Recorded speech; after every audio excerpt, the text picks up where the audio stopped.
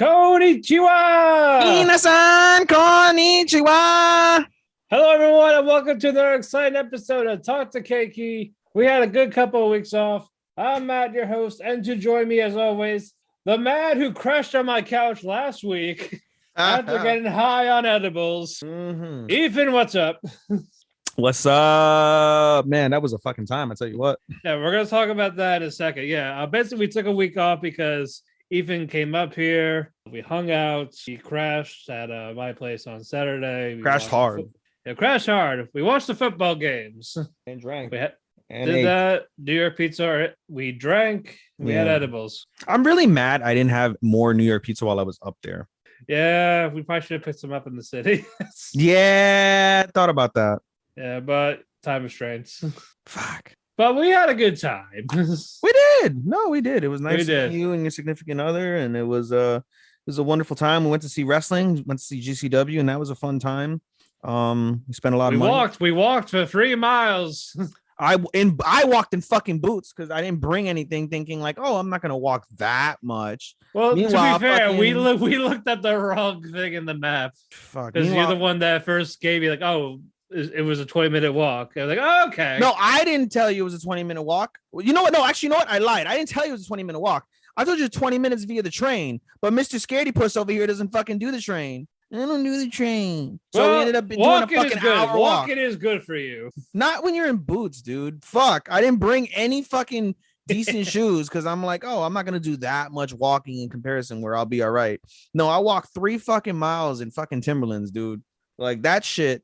But you know, the first mile was like, all right, this is cool. And then like, bro, when we got to like, I don't know what the fuck, like over the bridge. No, it was like after I don't remember the street, but it was like we were still walking on what's it called, on the avenues. We're still walking before we made the right.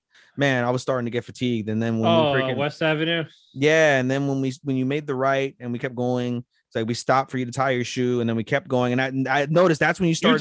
You tied your shoe. No, you tied your shoe. Dude. I did. Okay. Yeah, you tied your shoe. I don't tie my shoe because I was wearing boots, so my boots are loose. Boots is loose. Boot loose. Yeah, but like that's when I started straggling behind, dude. At this stage, and you kept going. I kept straggling. I'm a fast walker. Well, yeah, but you also had the right boots to do walking in. That's true. But you had pretty pictures. Yeah, but I got pretty pictures. I know, and you know, you were also less hungover than me. Like I was more fucked up.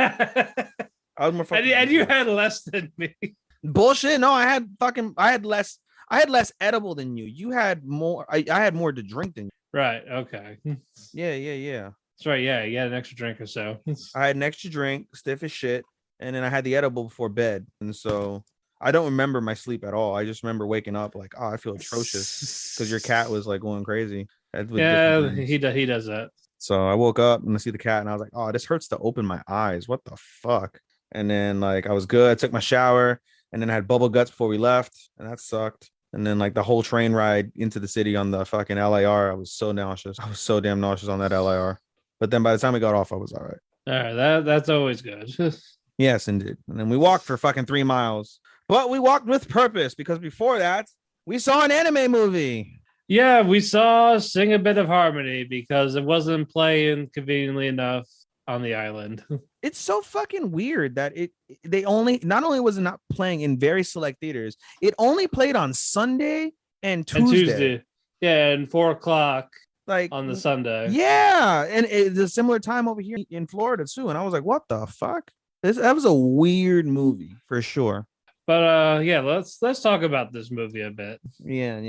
Yeah, basically, it's an android that is basically disguised as a human. It's the first test subject for this one secret project because not under the CEO supervision. And basically, she just looks to interact with the humans, and one of them is the scientist's daughter. And then she's like, "Oh, I know your name and all this. Are you happy?" She starts singing, and she sings beautiful. Oh yeah, she does. She sings very beautiful. Is it really? I guess it's. I mean, I don't know. Do robots go by pronouns? I guess. That's a question for Google. Like, you know. Well, people get to call. Well, the people in the movie kept calling her she. So. All right, she's recognized as she. That's fine. Yeah. All right, let me pull it up on my pronouns, pal. Pronouns. No, not that. I'm talking about like the actual character's name. Oh, okay. I remember Shion, which is the android. Chie, Satomi, Thunder, Tatsum. Toma, Aya, Go-chan, Yeah, I remember all of them. and yeah, that's it. So we got a few songs. They're like fixed relationships with Aya and Go-chan because Go-chan's like, God damn, I hate when that Aya praises me. Shit, Mm-hmm. nothing Mm-hmm. special. Like, why are you bragging about me? Like, I don't know why you fight about that, but Right. it's like, just take the fucking compliment, guy. It's like, nope. And since Shion doesn't know what it takes to make people happy, he's like, hey, I'm gonna go kiss Go-chan for you. Nah. That was, and then the judo guy, Thunder, he wanted to fuck her. Yeah. All right, let's talk about the stuff we did like, because this was a mixed bag. I mean, as a whole, like I said with before with why I didn't watch Vivi, I just don't connect with AI. Like, Right, I've seen Planetarium and that's okay. My nephew, he adored Planetarium, but I just, I've never really been into the whole AI principle. The singing was great. right, The singing was great for me. The love story in the end was nice. The animation was very nice. And I don't know, like a lot of times when I was watching what's her face, Shion and Satomi interact, it was just so cringeworthy for me. And I hate cringeworthy, like I really do. Like I watch it, but it doesn't endear itself to me when it's cringy. And so I was right. like, oh fuck no, or oh god no. Like if I'm like making those reactions, then that's not necessarily great. I mean, I didn't hate this movie by any means. Like I was entertained. It was a long movie. That was one movie that I wish wasn't 2 hours long, Yeah, but it was what it was. I mean, all's well that ends well at the end of the day. It's kind of ironic that that her mom fucking decided to, hey, let's help these kids commit fucking a brazen crime, yeah. on a company. Like that After was being an pretty fucked. alcoholic for a few days. After being an alcoholic, because a depressed alcoholic because of some shit that her Yeah, because fucking, they fucked up with her job. yeah, basically. Well, Shion did. Shion No, did. Satomi, she undid it, but Satomi was the one behind it because she wasn't upfront with her mother. I mean, at the end of the day, I think, and this is a positive.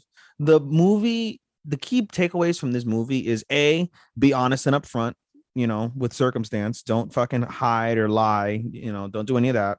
And then the other thing, which is I think the more critical part, is it's a take on the future in terms of what AI can possibly be and what people may strive to be, meeting what in this current day and age, what AI can do.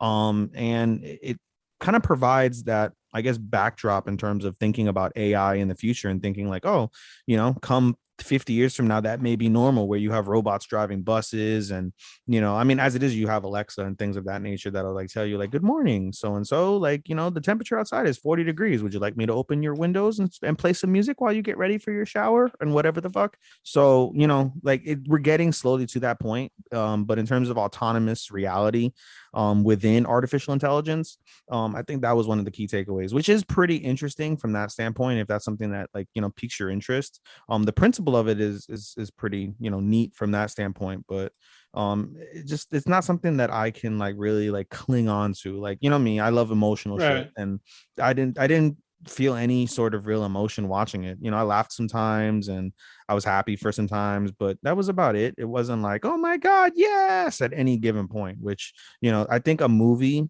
should make you do that. Like a top tier movie should make you go, oh my god, yes. Like when you see a Demon Slayer, when you see the Violet Evergarden movie, when you see a My Hero movie, despite the fact that My Hero movies, the plots aren't that great, there's always a moment that makes you go, holy shit, Right, yes. right. Or it makes you feel something. And I didn't get that necessarily. And that maybe it's not the type of movie to make itself do that, but that's why it doesn't necessarily endear itself to me. Well, anyway, some of the stuff I did like was, again, the few songs we got. They felt like they served a purpose for trying to Mm-hmm. help tell people, especially Thunder. Mm-hmm. Mm-hmm. But I love that whole judo thing. They were trying to turn into like a dance. Mm-hmm. Mm-hmm. I don't know how he keeps breaking that test dummy. Right. Again, I actually liked all these characters. There's I nothing thought wrong they're with any of the characters, no, at all. no. My problem was the plot was just so generic. Mm-hmm. It's like one of those if you see one, you see it a bunch. Like the AI helps people. Something bad happens to the AI, like getting shot with fucking tasers or stuff like that. It looks like it's about to die. Oh no! She's somehow back. Yeah, I don't know how, I'm but she back is. Yeah, and better than ever. It's like somehow we don't know how the power of love and friendship. Oh, Like, oh no, her battery's dead or something else is wrong. She has to sacrifice something to make sure they're okay. And scene. It's like, that type of shit. Like, it's just basic, and there was like nothing new. They weren't that clever with it, except for the whole twist of Shion being something Toma made years ago when they were kids. That was a nice twist. That was a very nice twist. That I liked. That was a very but nice, that was it. Yeah, that ending was really, really well done. For sure. Also, how did they not check the battery when they unplugged her? Because they're not thinking, because it's all emotional and whatnot. Okay. So I guess it makes sense in terms of plot, Yeah, I don't think they ever explained her battery life in general. I mean, she seemed okay in school. I mean, she can last. And she was like plugged in for like days. Yeah, I mean, she would. I mean, what's it called? They would plug her in so she lasts. Basically, she gets picked up.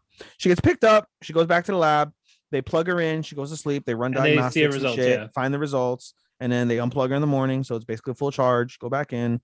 Maybe they have like extra charge or new battery or something on the weekend and she's not around. Who knows? So I mean, I don't think that's a super. I know, but again, when they went to go get her, that she was plugged in. So either she had a shitty battery from the taser, or maybe it's something.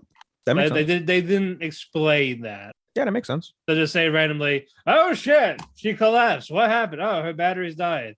Well, fuck, pal, she was plugged in." I mean, yeah, but they could have looked at the fucking slow charge. I was gonna say they could look at the fucking charge, right? Like it could be like a cell phone, look at like down in the right corner, like 50% plugged in, charging. Also, that was a very quick battery. That wasn't like 10 minutes. Yeah. Well, I mean, 10 minutes in the movie could be. I know, but that was probably like an hour. Probably like an hour. 30 minutes to an hour. That whole thing happened over the course of like maybe like an hour or two, and which felt like. But you're telling me that it was that bad. Yeah. I'm not overly hung up over it. I get why you would say what you're saying. Makes sense, but I'm not like, oh my god. Well, if it's noticeable, it should be pointed out. Damn it. But anyway, it's not bad. It's harmless. I say it's worth at least one viewing. Nothing trample on kids about to go see it. Make your way to see it. Yeah, I would say, hey, go to theaters, but you can't. Yep, you're gonna have to wait till it's either streamed or on Blu-ray. I gave it a 3. I also gave it a 3. I gave it a 4 when we got out the movie, just because the singing impressed me. But then the more I thought about it, the more I was like, nah, it's a 3. Yeah, it's a 3. Yeah, I would give it a 3. I would give it like a 3.5. Bell's still the best one out of the year so far. So. It's gonna be hard to top Bell. Well, there might be one that may top it. We're gonna talk about it momentarily. Yeah, next month, Jujutsu Kaisen movies get an American release date. Because it's the February 1st. You're right.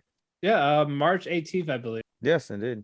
Yeah, it's mid-March. And for those that haven't seen the anime, it doesn't matter because it's technically the prequel. It's a prequel. Yeah, exactly. So if you're curious about it, you can actually get started right here.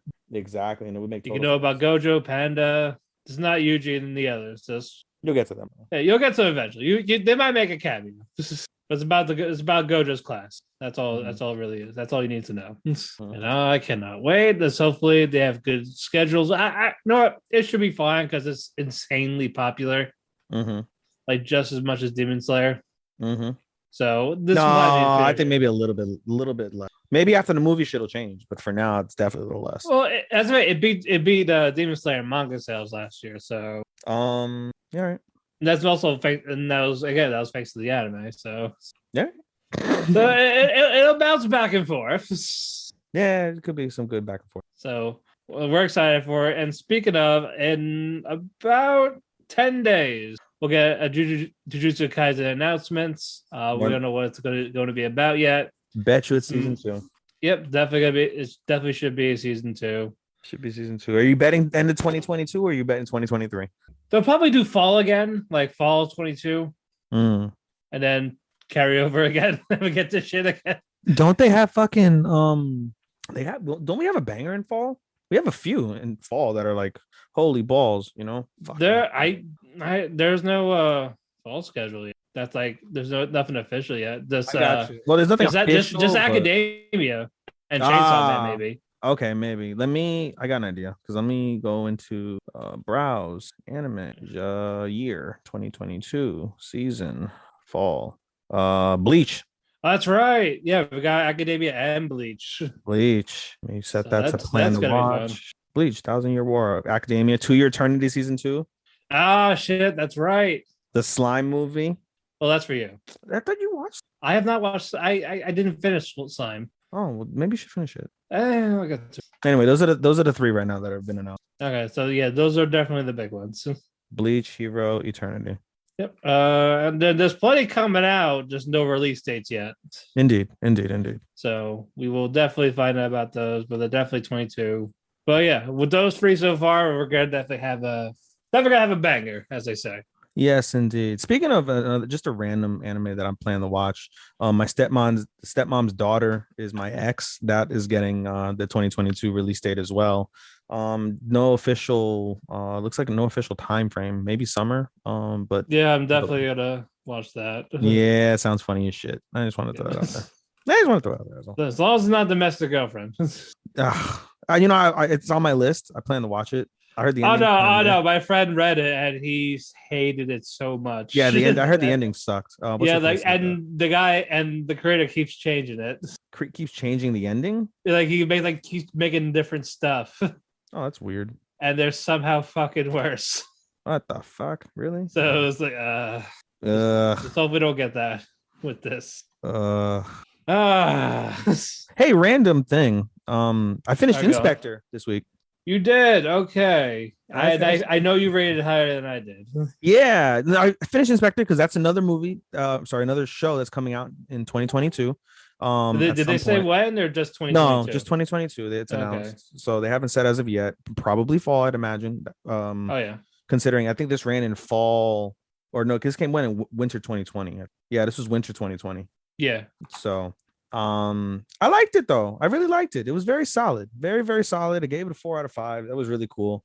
And I was planning to watch Supercook next, and I ended up hanging out with one of my friends today, and she's like, "Oh, I'm watching Attack on Titan," and I was like, "All right." So she's like, "Put on Attack on Titan" while we were chilling. So I was like, "Hey, I'm on." She's like, "What?" She's like, "I'm on episode 10." I was like, "Well, I'm on episode like 6." So she's like, "All right, well, you can play your episodes, whatever." So I watched 6, 7, and 8 today. So that was pretty cool.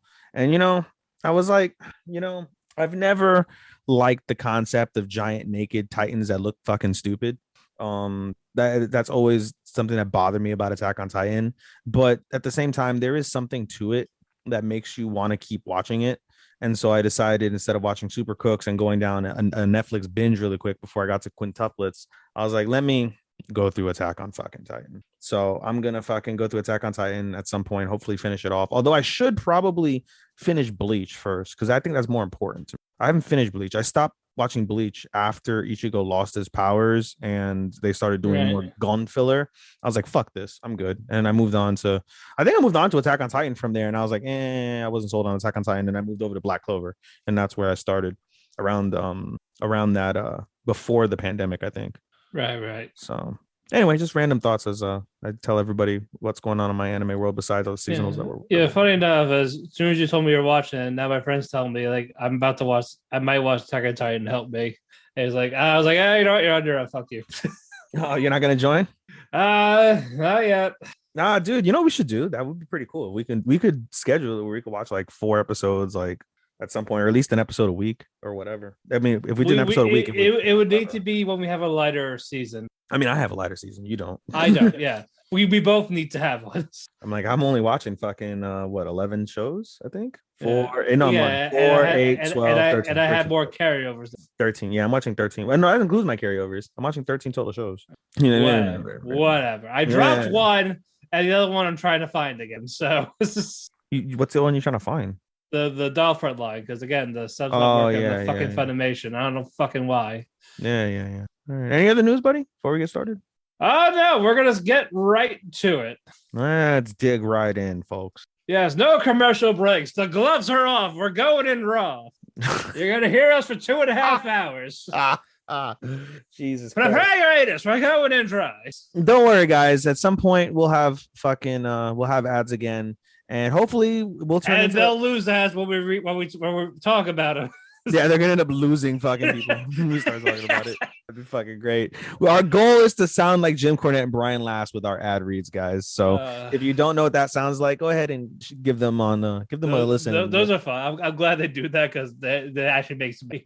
Oh yeah, it's super great. And we're like, hey, in case a guy ever looks up your skirt, you may need representation.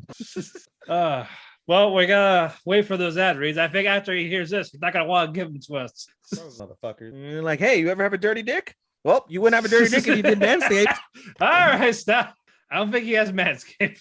We're not that big yet. No. Manscaped is a big one. People have to send them our mixtape for them to like us. How does that work? Does Sean have to? Does he have to they're like, oh, this is what they sound like, and they're like, all right, well, good question.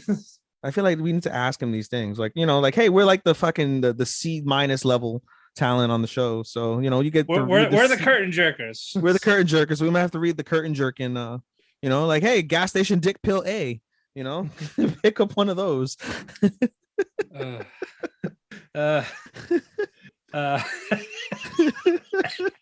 Brand X tampons. Pick up one of those. Stop it. We'll be here. That's like a half hour. And the trouble go to us like, why are you talking half hours on ads?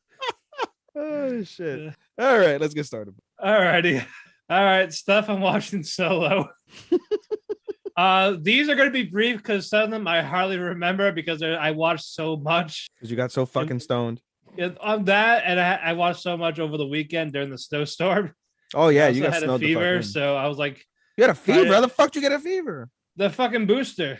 Oh shit, you got the booster. That's right. Anything else? Yeah, that was my side effect for 2 days. That blows, dude. Yeah, hit like a truck. Well, I'm glad because I used that as an excuse to not go to work. There you go, truck coon, FTW. Yeah, because nope, I'm not going to snowstorm. We're stowed in our apartment. Fuck this. So I got a fever. Here's the picture. I didn't tell him it was from yesterday, but here's the picture. 100 degrees. Oh shit. So that was in the snow. So that was a blessing in disguise for me. He's like, I'm glad I got the fever because that way they would have me drive to work. And did you get like what's it called, like sick time or? We get administrative pay. You get him okay because that has to do with the COVID shot. Cool. Yeah, so we are COVID shot pro. We are pro COVID shot guys. So yes, get your COVID shot. Jesus Christ. Get your inoculation. Help the free world survive. Your dick isn't gonna get smaller. We want this over with. That's where it is at this point. Guys, your dick isn't gonna get smaller. You're not gonna piss fire. Women, your titties aren't gonna. And the 5G booster works great. You get a LTE 5G. Yes, you start and whenever you pick up the phone, it ends up just like Tokyo 24th Ward, where you get fucking hacked. And you'll be like Bluetooth in your head. It is, Jesus Christ. I probably didn't help you, but in any case, it did not.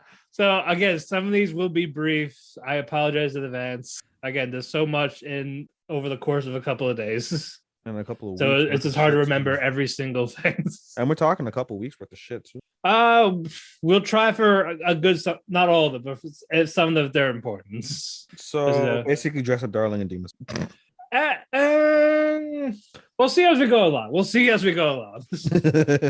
it's the second one. All right, let's move on finally. Land of Leadale, episode 4. From the previous episode, it ended with Kana punching out her son Scargo because of his mother complex, and is like, "Oh, well, you're too creepy." So, bam, punch, knocked out, and it looked like he was dead. Oh, like they got carried out in a fucking cab. Rip. But no, he's fine. She's like, I should probably erase his memory for this, make him seem like a normal boy. And then her other son's like, no, you're out of your fucking mind. He actually helps everyone here. Don't do this. Don't fuck it up. Just tell him to calm down. We all just love you. They all have mommy issues. These children. They treat her like a goddess type of thing. But Scargo, it's just creepy. But basically with Kada, she has a little identity crisis. Like, oh shit, it's been so long. Apparently the server from the game was down. That's why that shit ton was all that. So that was their little struggle for a while now. Then she eventually got over it because she ate, because food helps you. Yes, food OP. Yep, and then she's on her quest. She's she's helping one of the adventurers. She has her summons. She helps them, and good job. She's OP. It's an isekai OP. Yeah. Okay. There's really Hey. there's not much I can do there. Boom. Baboonch. Okay, loop on the third. We got another filler episode with Goemon. He was a fashion model for someone. Huh. Yeah, because basically this this fashion designer. She was in the Arctic, no big deal. I guess inspiration there or something. She sees Goemon doing trading, fighting the whale in the Arctic, and he fell into the water. Like, oh no! Fuck. So she goes help him. So basically, he owes a debt because she saved him. So like, okay, be my fashion model for this show. He's like, okay, because and he's a samurai, so he doesn't know all this. So he takes it as traded. So he takes it seriously, like oh, you got to practice walking, strutting down the runway like 1,000 times. And he took it literally, literally 1,000 times every single day. Until the point like, okay, don't do this anymore. You're fine. You're good. But on the other side of it, Lupin and Fujiko were talking like, hey, Fujiko wants these dresses because apparently they sell them in the black market, all her outfits. So they're worth a lot of money. So Lupin says, I'll steal it, for sex or whatever. And yeah, that was their thing. So they're working together to get the dress. Oh, so they fucked. The love is there, but Fujiko's a big fucking tease. If you ever watch Lupin, she's a big tease. I constantly get fucking messages from High Dive saying like, we have great anime for you to watch, and like the first one's always Lupin the Third.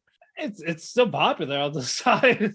It died down from a hiatus from years ago, though. But no, it looks very old school. Like it reminds me of like the character design when I saw like the poster. Like looks like Cowboy Bebop, like drawn a little bit.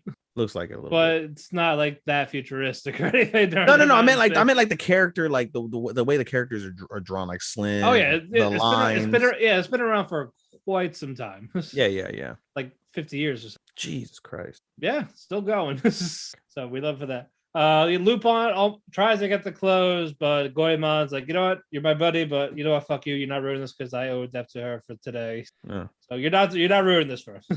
So slice and dice with the sword. Get rid of the devices. The outfits are saved. Episode ends. I thought it was a nice film. Sure. I don't know when we'll get to the actual plot again. Hopefully soon. Maybe in a couple episodes. Ranking of Kings. Goddamn, this one was so fucking good. We're now going to the underworld. Dun dun dun dun dun. Like what you call it? Up there, the war died down a bit. So Domas and Hokuro were trying to do their job of breaking down the underworld door.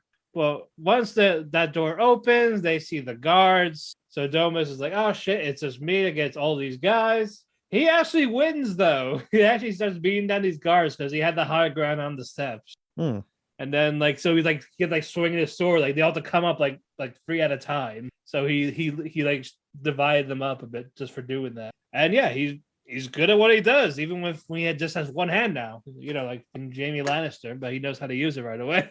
And then you see the king of the underworld come in. It's like, what the fuck you guys doing? Like, who's this fucking guy? So, and he thought Domus was the one that released the prisoners from the underworld. And he's like, I have no idea what you're talking about. I just got here. He's like, oh, well, bullshit. Well, I'm going to fight you. And so him and Domus fight. And it starts with Domus is like, had a strategy in my hands. Like, okay, he's going to swing that giant weapon. I'm going to parry it and then get him. Like he's like foolproof. I got this. He swings his sword halfway through to trick him and kicks him in the dick. He kicks Domus in the dick. It's like, you think I'm going to fight fair? I'm the king of the underworld. Fuck you. And then the cavalry arrives with Boji and Kage. Boji is actually very afraid because Domus was the one that pushed him into the lava or tried to kill him by pushing him into the lava. So he's like very conflicted because again, he was his mentor when he was trading at first and sucked at it. So it's like, do I forgive him or do I like what the fuck? Like he's like Boji's like very conflicted. And then Domus actually sees it like, Boji, for my apology, I'm gonna go kill myself for you. So he falls headfirst down the steps. And it looked like he was dead. He got up and he starts crying like, I can't die, damn it. And then the episode ended with Boji confronting the king of the underworld. And you see the king, he doesn't want them. He wants to kill Miranjo, the lady in the mirror. And that's how the episode ends there. Like, good shit. I love it. I'm glad it's picking up. Again, I should write a checklist. I mean, dude, it's on your fucking, it's on the Google sheet. Detail. Jesus. These details. So Loop, more fishing as always. But what you call it? Koharu had a little fit because she can't cast anything. She can't do all this stuff. He already trying to show her. And Koharu's like, all we care about is fishing. That's all you talk about. She runs away for a bit. She goes to Koi's fish shop. And she talks about how he already never had anyone to fish with, so that's why she's trying so hard. Mm-hmm. So Koharu actually like, oh, yeah, that makes sense. Like, I feel bad. I'm gonna go back, but I'm gonna buy equipment here, especially fishing clothes. You sure I'm really trying.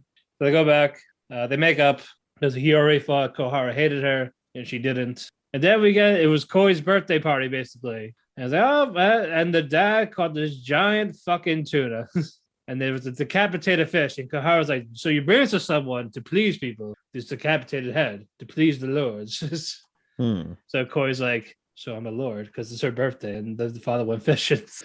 But yeah, basically when Koi was born, the dad was fishing. And on one of her birthdays, she took her fishing, and she got left in the car for a bit, and it was raining out, so she that's a crime. out. Oh, it's raining. Okay, I was gonna say if it was sunny, I was like, hey, no, it was in the rain. She like I'll be right back type of thing. Mm-hmm. It was thunder now. She started freaking out. He got to the window. He looked like a giant shadow figure. She started screaming. It's like, it's just me, and you get bam, it gets hit. But no, it's a nice slice of life. I like it for what it is. It's like when you are fishing. Like it's common. It's common. I just I don't know. I saw it and like. I don't know. It just didn't appeal to me. Yeah, because we usually get something like this, like not fishing, but like slice of life, like just simple slice of life. Yeah. I think I'll give one a try. Why not? This looked appealing enough, and it's been good. So I really can't complain. All right. Good shit with that. Akebi sailor uniform. Animation is still great. All the girls are trying to find their clubs. Some are in basketball, some are in volleyball. One of them is doing photography, and she wants to take pictures of Akebi, and she takes these gorgeous pictures. And this is the shade of the animations. It makes it look absolutely stunning. Like I gotta eventually post screenshots in the group or something, because I look at it, it's just like wow. But yeah, you should. Yeah, but basically, like she's doing all these poses and all that. And it's like they're good, but they're not like I'm not getting a sense of the real you in there. They're not like sexual, right? What? They're not sexual, right? No, actually. Oh, cool. I mean, you'll get fetish vibes, but they're really not sexual. Like none of these. Yeah, I mean, unless you count, one of them clipping their toenails and sniffing the nail clipper. That's creepy. Apparently, people do that. Yeah, no, that's. I might clip my nails and like I'll smell my nail, right? Like on my hand. I've never done that, so I can't. Like, I mean, because it's the shit that you miss when like you wash your hands. Like you wash your hands, and I guess it's something there. I don't know. I always wash my hands when I'm done. I mean, I know that's I'll get a tissue, like wipe off if there's like a little dirt. That's it. Yeah, normally I'll just I'll dig in my nail and then like I'll just wipe it on my pant. Unfortunately, my clipper doesn't have that little thing at the end where like you can pick it off. Oh yeah, I know what you're talking about. Yeah, mine doesn't have that, unfortunately. Oh, okay. So I gotta get one of those. Yeah, simple. Should. No, I was trying to find time to go use this for a nail clipper. But anyway, all the girls start hanging out and like they sneak out to like this getaway type thing for classmates. And the reception's like, oh yeah, I know you. I know your mother. Because her mom used to go to the school. Like, what was she like? Oh, she was a bit of a troublemaker, a free spirits. And you look at Akebi, it's like, it's just like you. But they all go out, they all hang out, and and then she's like, I want to find skills I want to be good at. Like, well, try cooking. She's fucking horrendous at cooking. She gets yelled at every time. Like, you can't do that. Don't do this. Why are you adding that? Yeah, and then near the end, like they're about to go home, and then hey, I got a joke. You know, what's your joke? You know what you call a woman that can't cook? Sakura. Well, the Sakura fans hear you. Anyway, but Kay takes the picture of Akebi, and she's like, this is the exact one, like her being a goop basically, because she has holes in her socks because all the running she does. Basically, this her being like how she is, like like her personality and all that. Like it came to like in that little pose, just out of nowhere. And then you see like a little photo book at the end at her desk, and like the front cover is like her waving while running in the field, like waving to the school bus. Oh, nice. I thought it was really nice. So I love this one. I like this one better than in terms of slice of life. Yeah, it sounds better, but I would say like this one I did not expect. This one I thought you were gonna. Nah, man, just like, oh, all she wants to do is wear her sailor uniform and make friends. I think because she's never had friends. She's never made friends. But I mean, why is that? Is it because she has like some sort of like trauma from her past? Was she? No, she was just, I don't know why she was homeschooled and all that. See, that doesn't appeal to me. Like you know what would appeal to me if like she didn't make friends. Well, why? So some traumatic incident happened, and she's slowly getting over it.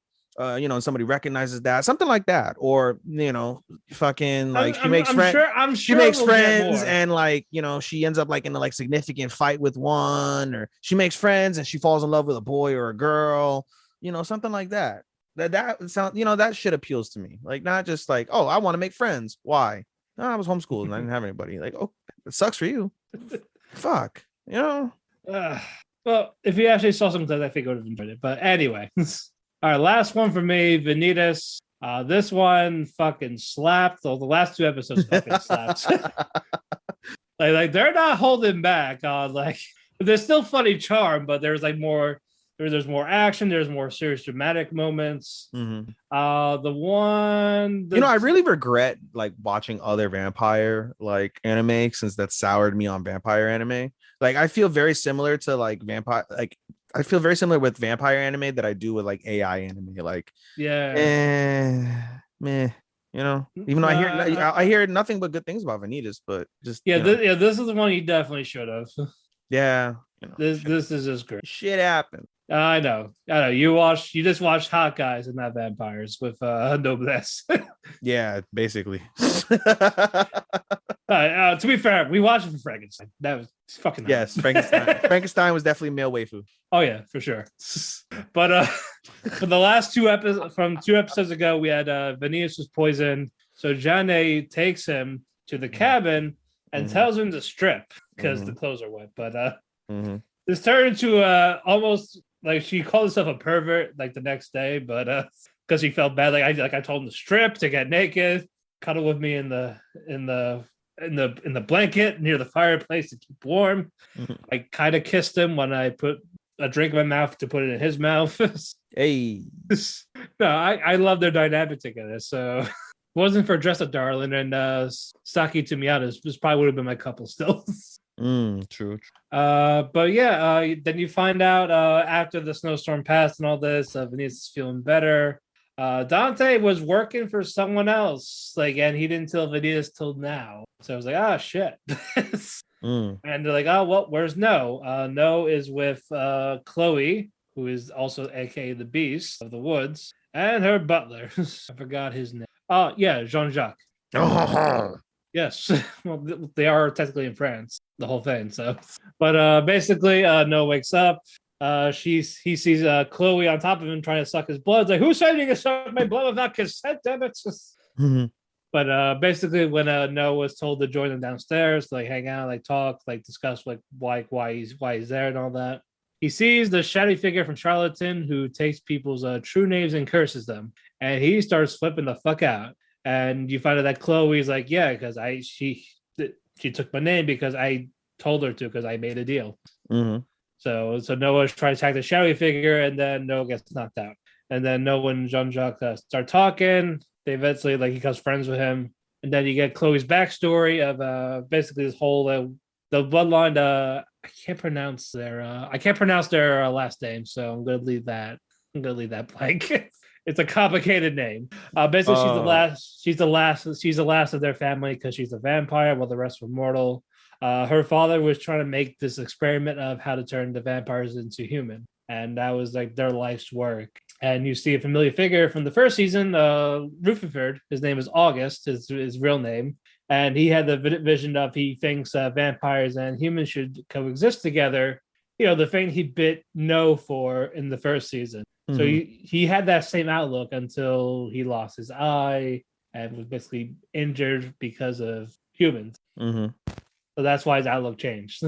And he wants Chloe to give him the formula to like, I'm going to use it to like, he doesn't say his plan. Like, I want your stuff. I want your work. And she says, no, fuck you, get out. And then she starts getting like lonely and depressed because she's all by herself again. And then she gave up her name to this charlatan creature and to become this beast. And that was where that episode ended. So it's like, holy shit. So I can't wait to see what happens next. I'm excited for Friday. It's definitely my favorite of the solo stuff. As not skipped. Okay. That is your turn. My turn. My turn. My turn. We're gonna start off with World's End Harem. Why, you ask? Because Scribble Black Anime has turned off Matthew. Yep, I'm taking a break. Fuck you. Yeah, I feel the same way, but what is crazy is that this is a really good story outside of the shittiest fucking I know, but if you're gonna scribble a kiss, fuck you. Yes, I know. If you scribble a fucking tongue kiss, fuck you. Yeah, that that was kind of the breaking point. That was definitely a breaking point. Yeah, like PG-13 animes can kiss, like, or rated R without being scribbled. You can, but no, this is also PG-13. No, it's fuck PG-13. You. Yeah, no, that's what I said. Like, so what the fuck?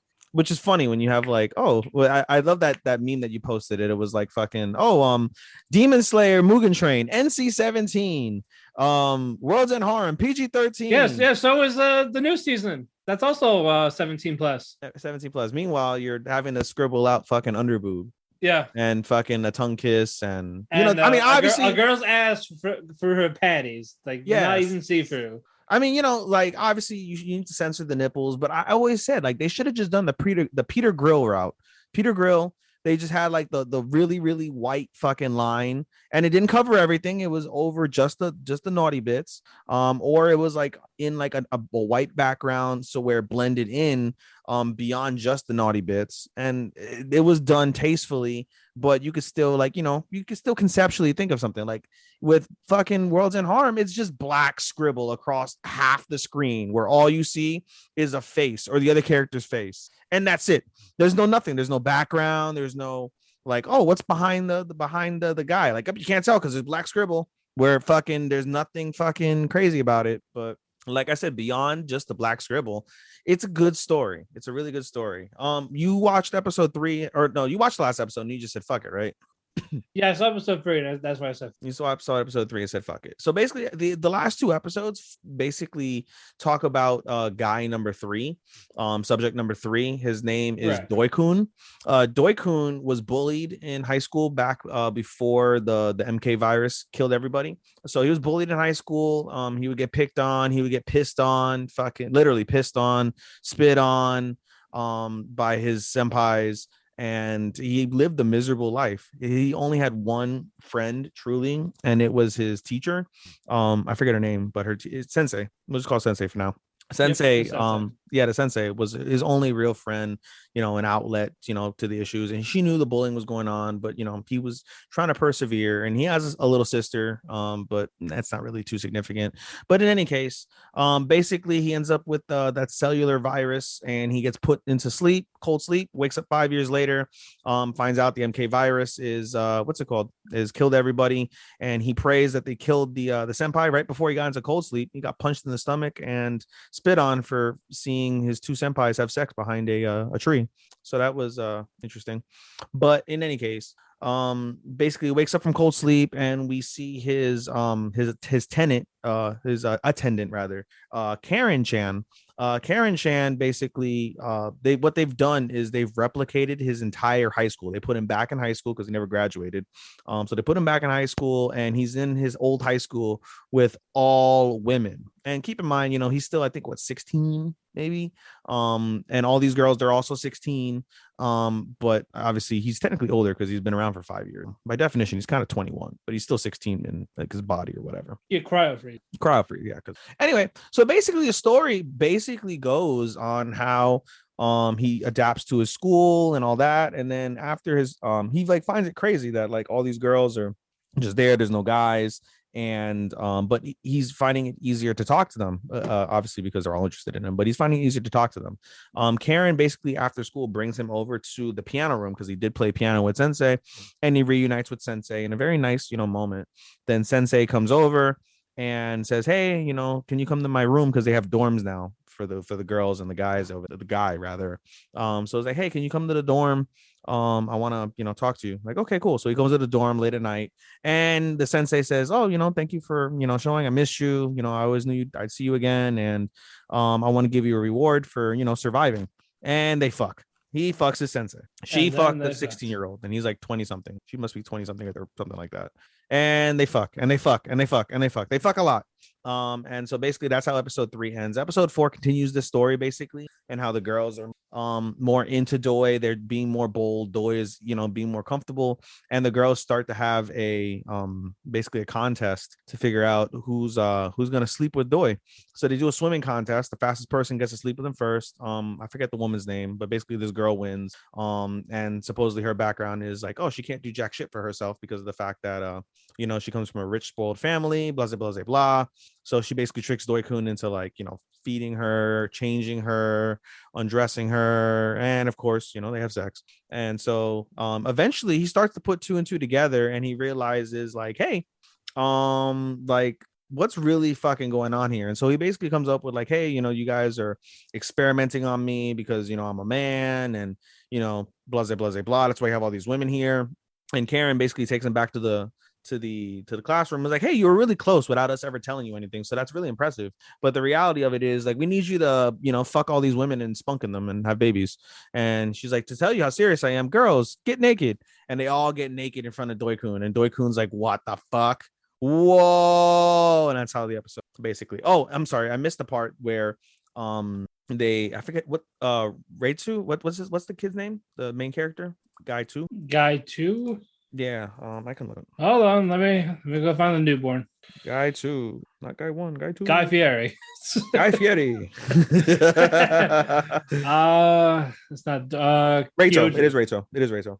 What was Kyoji? No, it's Reito. Kyoji is the guy 1. He's the whore. Oh, okay. You meant the actual protagonist. Okay. Yeah, the actual protag. Yeah, Reito, okay. Which is guy 2. Yeah, so Reito, basically they have a show on him. They're like, oh, since he's not having sex, he's like, I'm gonna come up with a virus, and this pisses off the higher ups for the, what is it, the like, we made this clone for nothing. Fuck you. Yeah, we made this clone for nothing. We made it after this girl, and this guy doesn't want to have sex with anybody. He just wants to fucking cure the virus. Fuck this guy. Let's remove his and watch romance with this other girl. Fuck. Yeah, right. So let's remove his fucking attendant, because clearly she's fucking useless. So fuck him. And there's that part. But yeah, other than that, that's it for Worlds End Harem. Moving on. Where am I at? Love of Kill. Man, Love of Kill is really good, dude.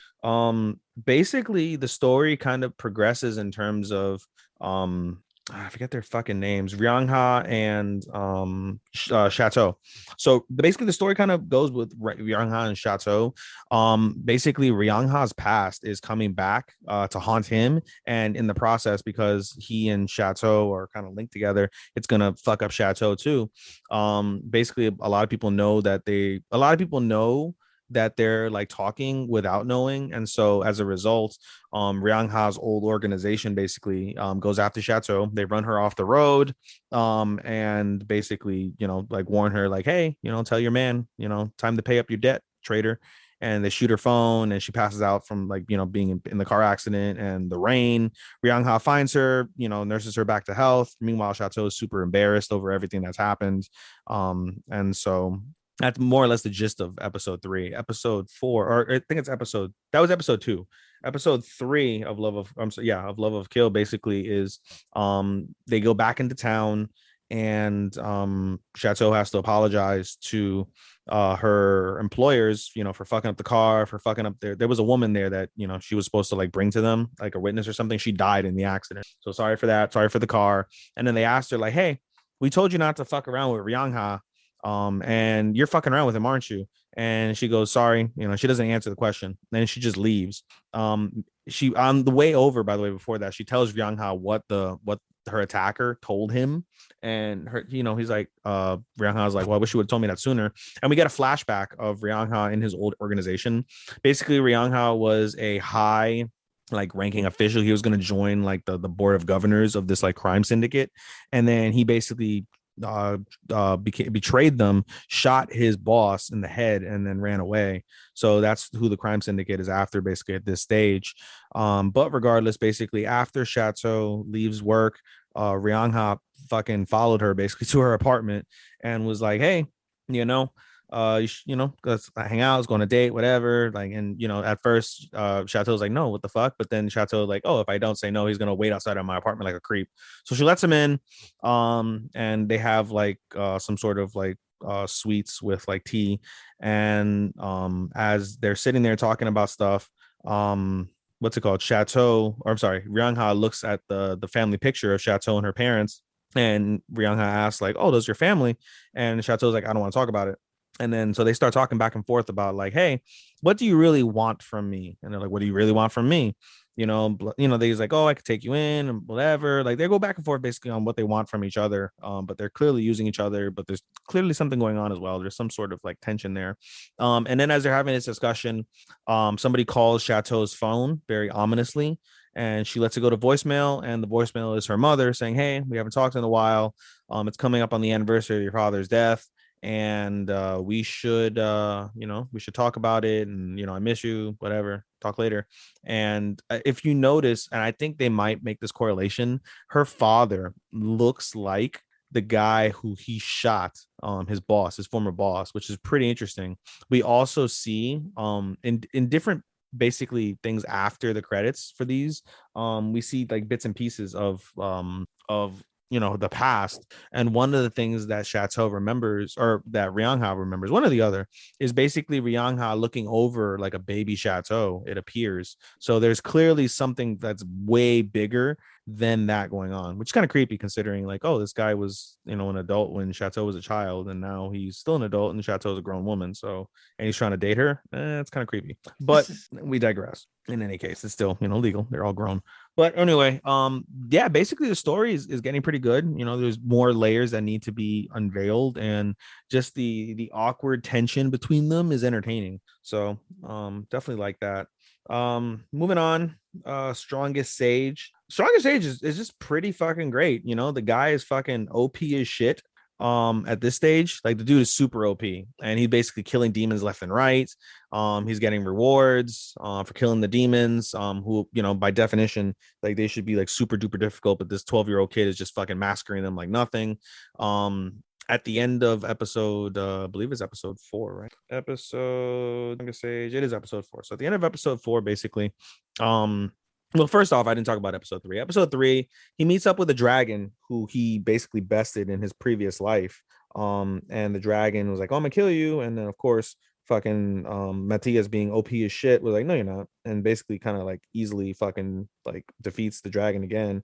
And the dragon's like, hey, you're really familiar. Are you Gaius? And he goes, yeah, I am, but let's not talk about that. So keep that secret. And he's like, I need a ride basically over like 1,000 kilometers. The reason why he needs a ride 1,000 kilometers is after he defeated the demons and he asked for a reward, he felt the presence of a demon. He basically disrupted that communication link inside of the king's chambers, so the demons could overhear what they're planning, which is really interesting. And so he's like, hey, I need a ride over 4,000 miles away. The dragon's like, hey, I haven't flown in thousands of years because my wings are all fucked up.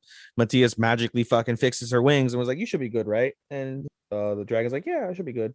And so they go 5,000 miles or whatever over to this venue, and the three of them, the party of them, they easily defeat the demons. And as a result of this magical explosion that was caused by Matthias's attack on like the higher ranking demon, it exposed like a magical like stone, like a giant magical stone that's basically used to summon mythical like beasts that are like super strong. The demon's original target was for them to summon within the city, but because of the giant blast, it ended up disrupting that target, and it ended up being like 10 kilometers to the north or something of the city. And so, you know, the two girls are like, oh my god, what's gonna happen? And Matthias is like, don't worry about it, you know, fucking you know, with coordination we should be able to defeat them. Like the school kids should be able to defeat them, not the army, but the school kids. With coordination and technique we should be able to beat them, no problem. And so he brings this up to the headmaster, but before he brings this up to the headmaster and to the king, we have his dragon. Dragon's name is Iris. And basically Iris, he goes, hey, Iris is like, what are we gonna do after? What am I gonna do after I drop you guys off? So Matthias is like, hey, you should join the academy. You could be around us. And then Matthias is like, and I can have a free ride whenever I want. And so she's like, oh, Matthias is like, hey, you have a spell, right, where you can turn into a human? And she goes, yeah. He's like, okay, we'll do that, and then I'll get you in the academy. So she does, and she looks like basically kind of like a little girl, but she's their age. I think it's like 13, I think. But in any case, she's Matthias asked the headmaster, like, hey, I need a favor. Can you basically induct this girl into the school? And the headmaster is like, hey, can't do that. I'll give her a transfer test so she can, you know, earn her way in. And so of course it's a fucking dragon. So the dragon is super like OP, but the dragon doesn't know how to use her power. Iris doesn't know how to use her power, so she like destroys fucking everything basically. Eventually though, when Matthias is like, does she pass? Because she did destroy everything as kind of intended. The headmaster's like, fuck it, you pass. And that's how the episode ends. So like I said, if you love OP shit, like OP characters, this is Princess Connect. You know, truthfully, with Princess Connect, I want to give it up so bad, but when I want to give it up, they give me an episode like the last episode, and I'm hooked because of the fact that the animation is just absolutely fucking stupendous. It is stupidly good, dude. It is really, really fucking good. And that alone attracts me to the fucking show. The story is quite all over the place. Like, if you're looking for plot, it's fucking weird. There's so many random things. I can't even describe to you coherently what happened between 3 and 4. The only thing I can say basically is with episode 4, they're on this island called like Beast Island, doing some quest. They meet up with another guild, and the guild, both of them basically, they end up taking the quest of defeating all the shadows. The shadows are this like crazy queen. They basically broke off from her, and they're like just killing, you know, without purpose, versus when they're under the queen, they're killing to harvest souls for the queen. So basically they have to kill all these shadows. Along the way, I don't even know what the fuck you want to call her, but basically recognize Yuki, which is the main character who's lost all his memories and is basically a special needs kid at this stage. Like, he talks like a special needs kid, right. You know what I mean? So you recognizes him like, oh, you don't remember me? And he's like, huh? And then she's like, oh, your memories, they're gone. Okay. So she tries to explain to the group like what's going on, you know, whatever happens. And they're like, hey, my real body's inside of a golem, and this golem that the shadows are attacking, and I need you guys to, you know, save me, and I promise to do something for you, some shit like that. I don't know. So they do. This crazy fucking battle happens, super duper crazy, epic ass battle. And eventually, as Pecorine, which is basically like the head of the guild, she loves food and she's super powerful herself. She's an actual princess from like some city or whatever. She's about to deal this like super death blow to the golem, to the shadows that are inside the golem. She gets summoned, and when she gets summoned to the crazy queen, basically, who has what's her face, Karine, as a subordinate. She gets randomly summoned to her like palace to end that episode. So that was pretty cool. And we also get a glimpse of Yuki dreaming about like the scene where he lost his memory in some battle.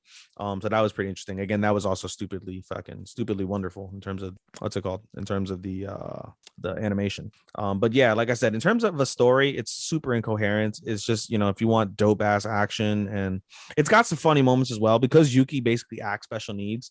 A bunch of crazy stupid shit happens to him, and it's quite funny. Like, he'll like randomly like be like, he's like charging into attack, and all of a sudden like fucking a giant fucking bird will come and eat him as he's coming back. It's like some South Park shit. It's kind of funny.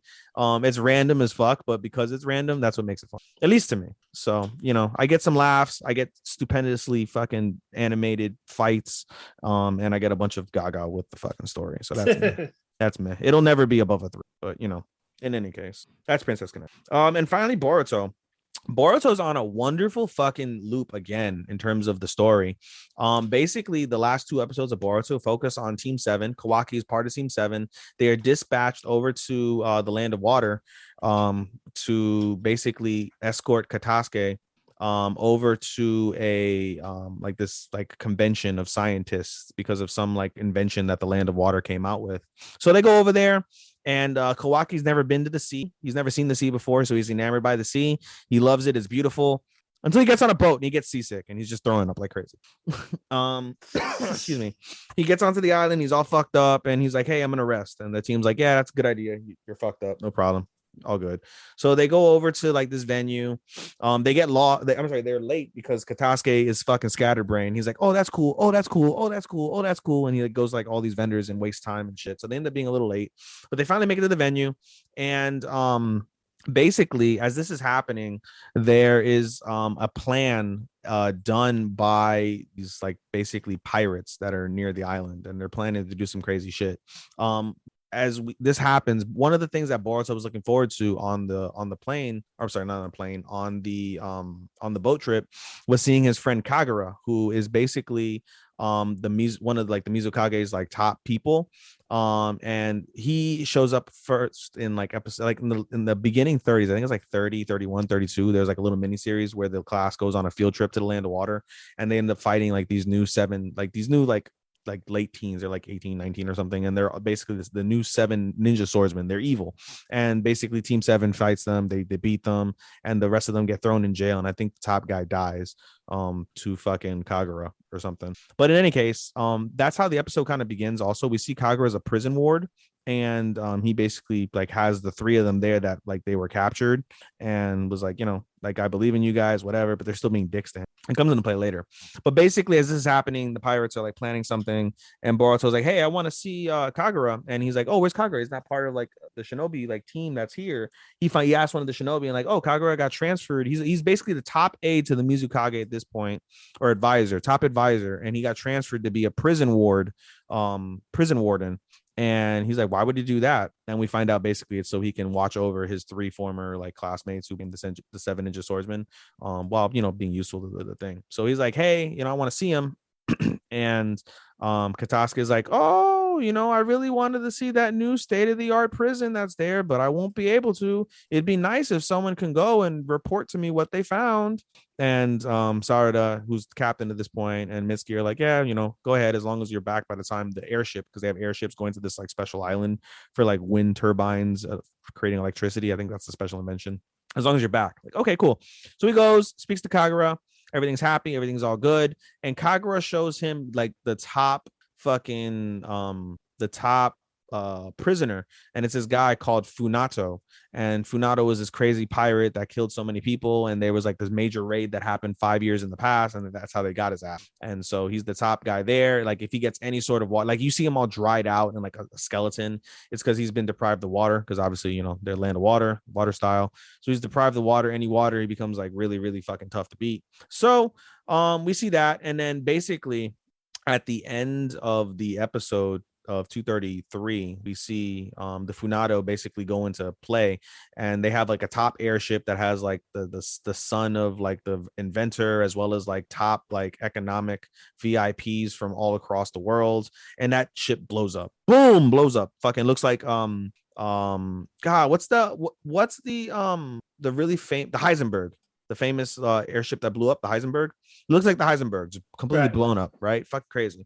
And then at the same time, some people from the Funato clan, they go and they break into the prison. They start breaking into the prison. And so that leads into this past week's episode, where the people in the prison are fighting the prison wards. They cut off all the communications. They basically beat the shit out of everybody. At the same time that this is happening, and some other brands of pirates, they basically shoot like from this crazy ship.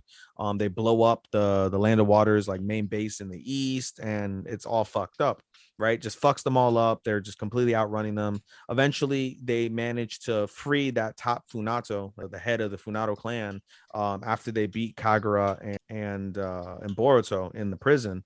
The son of the main head of the Kagura clan, he's got like this electronic version of Samehade, where like basically it like does the similar shit that Samahada does, including eating chakra and liking chakra, except it's like it looks like a ninja tool, which is pretty cool. But in any case, basically all this is happening at the same time.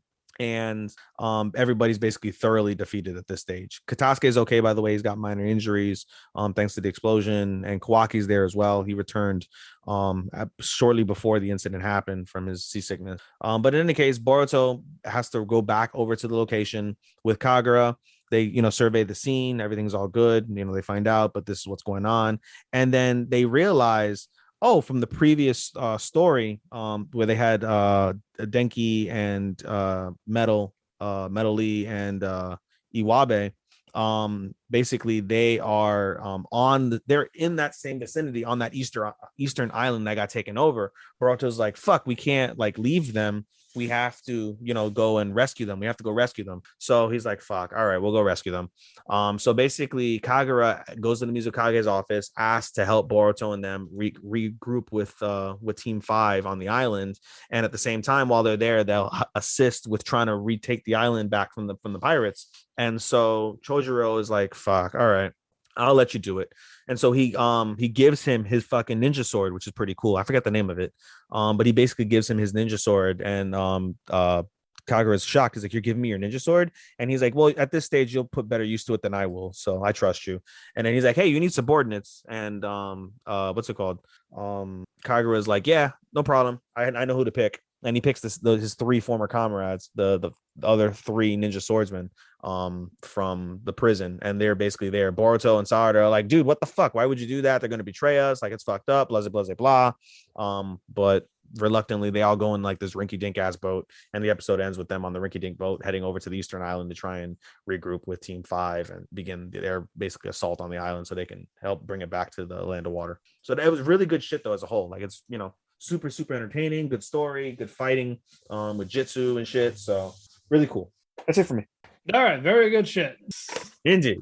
Good shit, pal. All right. Now, no commercial break, so we just gotta get right to it. Mm-hmm. Stuff we're doing together. Let's start with Rose King. I like it. It's I like it, but at the same time, I think Richard's stuff is dragging. Did you see this week's episode? I did, yeah. I saw the romantic getaway, Richard and Henry.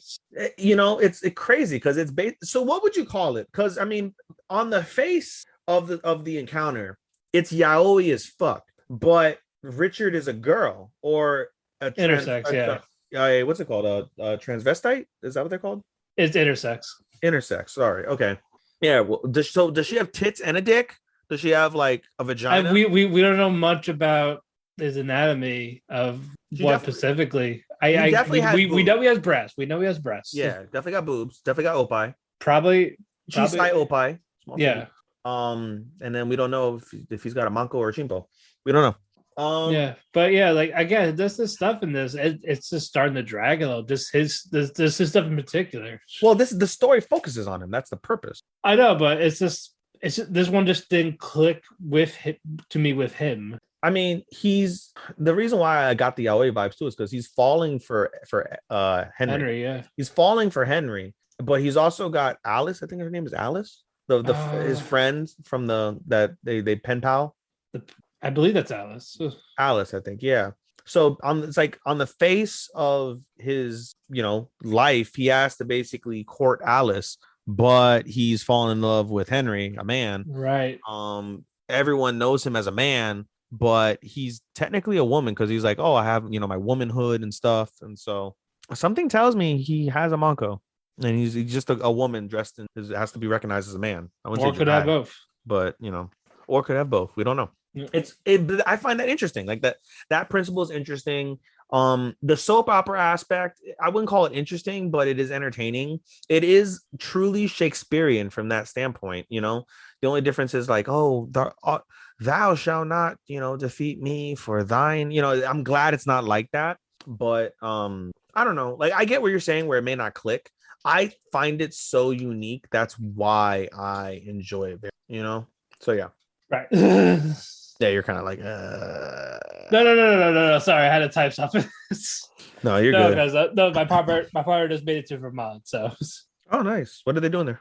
Looking at the house tomorrow. Looking at the house. Wow. Yeah. It's so crazy, dude. Yeah, tours at 1 o'clock. So Nice. That's a lot of money too. I was like, fuck. How does a postman get all that money? Fuck. they got it too. Oh shit. But no, That's raw. Hint, hint.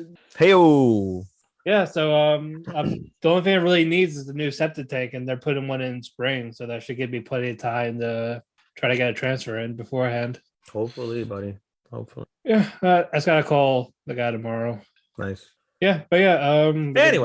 Anyway, moving on. Sorry, this is about anime, not me moving. yes, indeed. Personal life. Guys. Again, aside from this, I still enjoy it. Like, I don't hate it. I don't want to drop it, despite people giving it low ratings. I don't hate it at all. Who are people giving low ratings? Like It's probably the second lowest rated for the season. people don't have culture. That's why. Yeah, it's like a 5.74. They'd watch the Black Scribble anime over this. Hold on. Let me see the score for that. Yep, almost 6.5. What the fuck? I know, what the fuck. What the fuck? At least here, like they don't blur out fucking shit. Like you see some sort of cleavage and whatnot, and the principle of having sex. Right. No, but again, it's still intriguing. Again, this is mostly about Richard and Henry at the end of the day. Yeah. I expect this stuff to be a lot more twisted. It may be coming. I mean, we still have what? I hope so. I get some vibes like something's gonna take a very serious dark turn. Has to. I mean, at this point, it's very soap opera-esque with Edward. Is it Edward? Who's the king now? Who's the king now? Edward went after Henry. Who is it? Not William. It's not Edward, is it? Let me fucking go to the Rose. I think it's Edward Lancaster. Richard and Margaret. Edward the Fourth. Edward the Fourth. Edward the Fourth is who it is. Edward the Fourth is the current king of Lancaster or York. It doesn't say. It just says Edward IV, which means 4. Okay, very good. Yes. So anyway, yeah, I mean that twist with him like needing to marry the Princess of France for political gain, but being in love with like the former Lancasterian who doesn't love him but wants to kill him to basically avenge her husband. Like it's pretty unique from that standpoint. It's very Shakespearean, but it's just intriguing, and it's not going to be my favorite anime of the year by any stretch, but it's such a unique take on anime that's why I look forward to it in a way, even though it's the first one I watch on Sundays. But still I like it. No, I like it too. I just had little problems with it, but it's still good overall. Yeah. Moving on. Platinum End. More characters join the fray. I just feel so meh at this stage of it, truthfully. We're almost there. We're almost there. Like I want to grade it because I mean I feel like with 8 episodes to go, like I've got a decent clip of it, but I don't want to grade it so soon because 8 episodes is a long time to fucking blow me away and make it a 4. It's a 3. Yeah, it's still a 3. But oh my gosh, what do you remember the names of those FBI agents? Good answer. Like, no, I don't. I really don't. No, but long story short, there's two of them that want to help out Mirai not be used as a weapon, so they're trying to keep them hidden. Because one of them had to be a blabbermouth about the god candidates. The fucking kid. Mm-hmm. Fuck that kid. Mm-hmm. Was like, okay, then keep your fucking mouth shut, guy. Susumu is the kid. Susumu? Susumu is the kid, yeah. Yeah, Susu Cock. Fuck you. Susu Cock. But he's fucking like 12 or 10. It says Susu Cock, not cock. Oh, they said cock. I was like, whoa. No, Susu Cock. Whoa. No, Susu bitch. There we go. Fuck you for revealing everything about them. But yeah, Saki shot with the female API agent with the arrow, so now she loves him. She loves her. So but apparently, maybe the guy fought it himself because to gain our trust. Yeah, that shit. But no, it's the show's not hidden again. I just stopped caring at this point. Yeah, we're just watching it because we're committed to it. Yeah, we made it this far. We may as well. Right. We're like 60% done, but we're gonna be happy when it's over. We will be. It will probably land on our top 5 disappointments of 2021 and 2. I'm not giving it any fucking grade. It's 21. It's over. You can go away. It's 21. It's still in the 21, so I'm not counting the second half or anything. Anyway, let's just move on. 24th Ward, Tokyo 24th Ward. I hardly remember much, so I'll let you take over for this. Jesus Christ. Yeah. Fuck. Should we talk about episode 3? Yeah, we have to talk about episode 3. So, episode 3, they're playing. Remember, we gotta keep them short for Sean's sake. Oh God. Episode 3, basically, they are preparing for the gourmet fest. Eventually, I forget what's his name, Sensei. The Sensei basically is part of the team and knows that the other, like the mafia, the what's it called, the Yakuza gang that is there, are cheating. And so, what's it called? So he disqualifies them, which is going to cause major problems, I'm sure, later on. But for right now, basically they, what's her face? I forget her name. What's her name? Which one? The cook. Mai? Is it Mai? The female cook? Yeah. Mary? Mari. Yeah. So Mari wins, but as she's gonna win, they get a call from Asumi. Asumi is like, hey, a hazard cast is down, a major tornado is gonna come and fuck everyone and kill everyone up. Like, you have to save as many people as you can. Like, but you, again, like, there's not a chance in hell everyone lives. People are gonna die. And so they do what they can, but they're kind of like rushed because of this thing happening so soon. So they manage to evacuate people. They have their own plans in order to try and save the people as much as they can. But they kind of basically kind of coincide with I'm sorry, not coincide, but they brush up against each other, which ends up causing problems toward the end. One of the major things that's there is one of the major plot points is Kosue. Kosue was the little girl who lost Sumi. I guess she was best friends with Asumi and lost her, and she was, extremely upset over it. She becomes like a shut-in, doesn't go to school, etc. Her father is the sensei, and basically her father at the beginning of the episode was like, hey, I want you to come out to the festival. I want you to come out to the festival. She didn't want to, but then she saw one of Rand's what's called homegirls there. I think the girl that likes him was posting on Instagram about this festival, and she's like, oh, I want to go so I can see her. So she goes without basically her father knowing. All good. The mom knows, like, everything's good, she can go out, no problem. But basically toward the end of this episode, it causes an issue because Kosue ends up being on her own, and her father's there. Her father notices her. Her father goes to protect her in the tornado, and what's the blue hair guy's name? Blue hair, Shuta. Shu.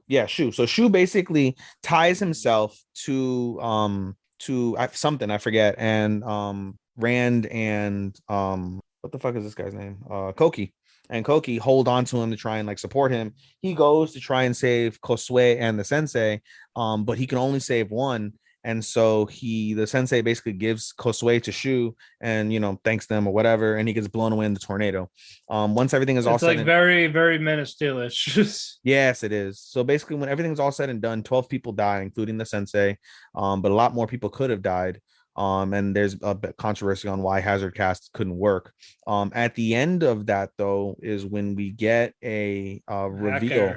We get a reveal, and the guy's name is, I think, like it's like Cerberus or something, right? Yeah, Coceris or some shit like that.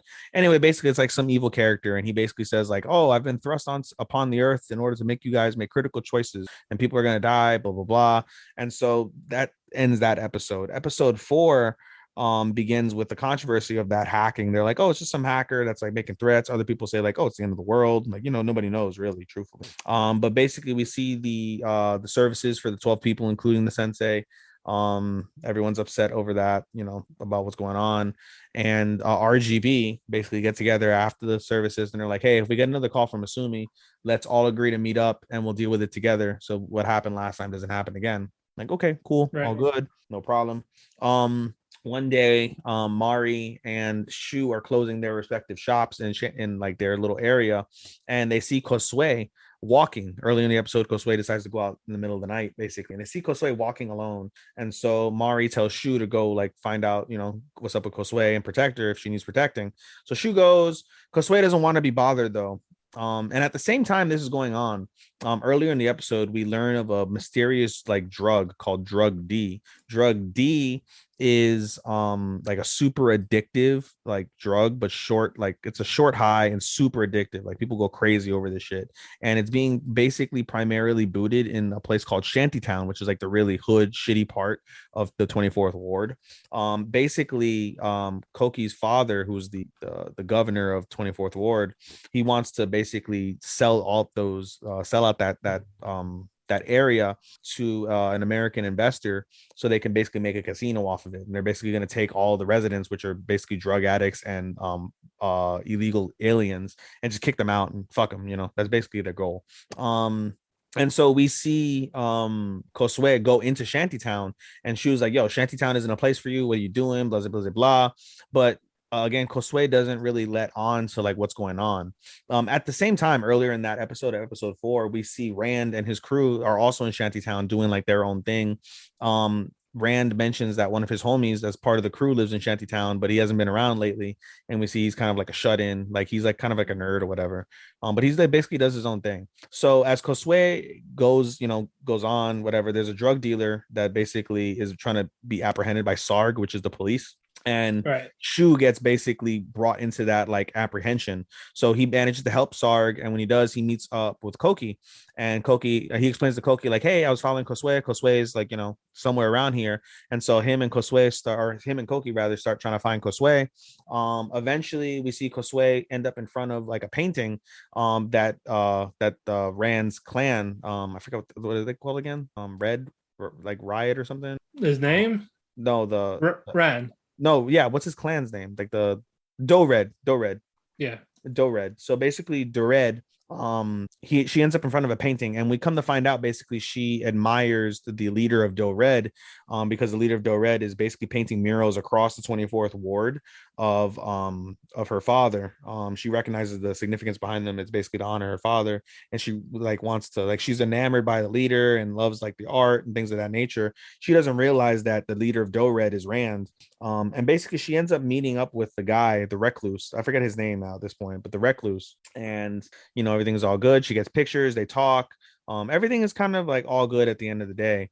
And at the same time, basically, when everything's all said and done, she ends up in front of let me back up. Shu had lost Kosue, but when she finds out everything's good, she's being taken care of by one of Rand's people, like everything's all good. Shu ends up helping Rand with another portrait, and they have a discussion about what's going on with things going on, and everything's all good at the end of the day. Shu is there, ends up chilling by that mural, and he ends up linking up with Kosue because Kosue is following the murals. She takes a picture, they have a conversation, she apologizes, everything's all good to end the episode. Basically in an after credit, as they're there sitting on the bench, we see a what's it called? We see a scene where that like leader, like Cerberus or whatever the fuck his name is, like he basically hacks the sky, which is pretty wild.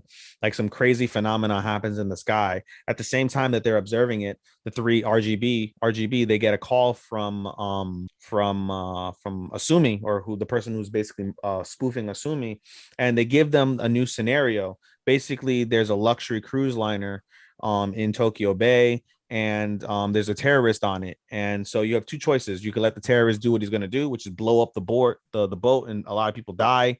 Or you can shoot the terrorist dead, and everything is all good. So everyone's like, oh, well, let's shoot the terrorist. Duh, that's easy. The fuck? Of course we'll do that. But little do they know, Rand is stuck. When they ask Rand what's going on, he's like, the terrorist is my homie, the same homie that saved Kosue. And the episode ends when you see basically his homie like making like the C4, like he's basically connecting the C4, and he's like maniacally talking about something that was brought up in the episode, basically that if you're from Shantytown, which by the way we find out Rand is from Shantytown, him and Rand are best friends, and they came from Shantytown, and he told Kosue this, like, when you're in Shantytown you have two choices. You can be a criminal and try and rule the world with crime, or you can find art and get out. And that's what Rand did. He's like, for me, I've got neither. And so he's going to become a terrorist. So that was a pretty solid fucking twist at the end of that. And so episode 5, which comes out tomorrow as we're recording, will be basically what they do about that terrorist, aka Rand's homie. So good shit. Good shit indeed. All right, Genius Prince. We get introduced to Lolo. Loa Mina. Loa. Just call it Loa. Loa, yes. That's what they call her anyway, Loa. Okay. Yeah, we get introduced to her, and she's there to be the wife of Wayne. And it's like, huh? Nani? Yeah, but pretty much the whole. I'm sorry, they keep saying Wayne. I always say Ween. Like Ween.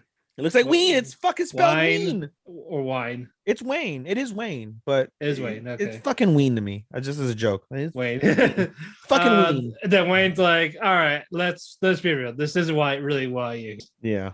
And he's like, yeah, well, you're right. Yeah, I'm here to basically join me so we can overthrow my empire, my family's empire, because my brothers are fighting.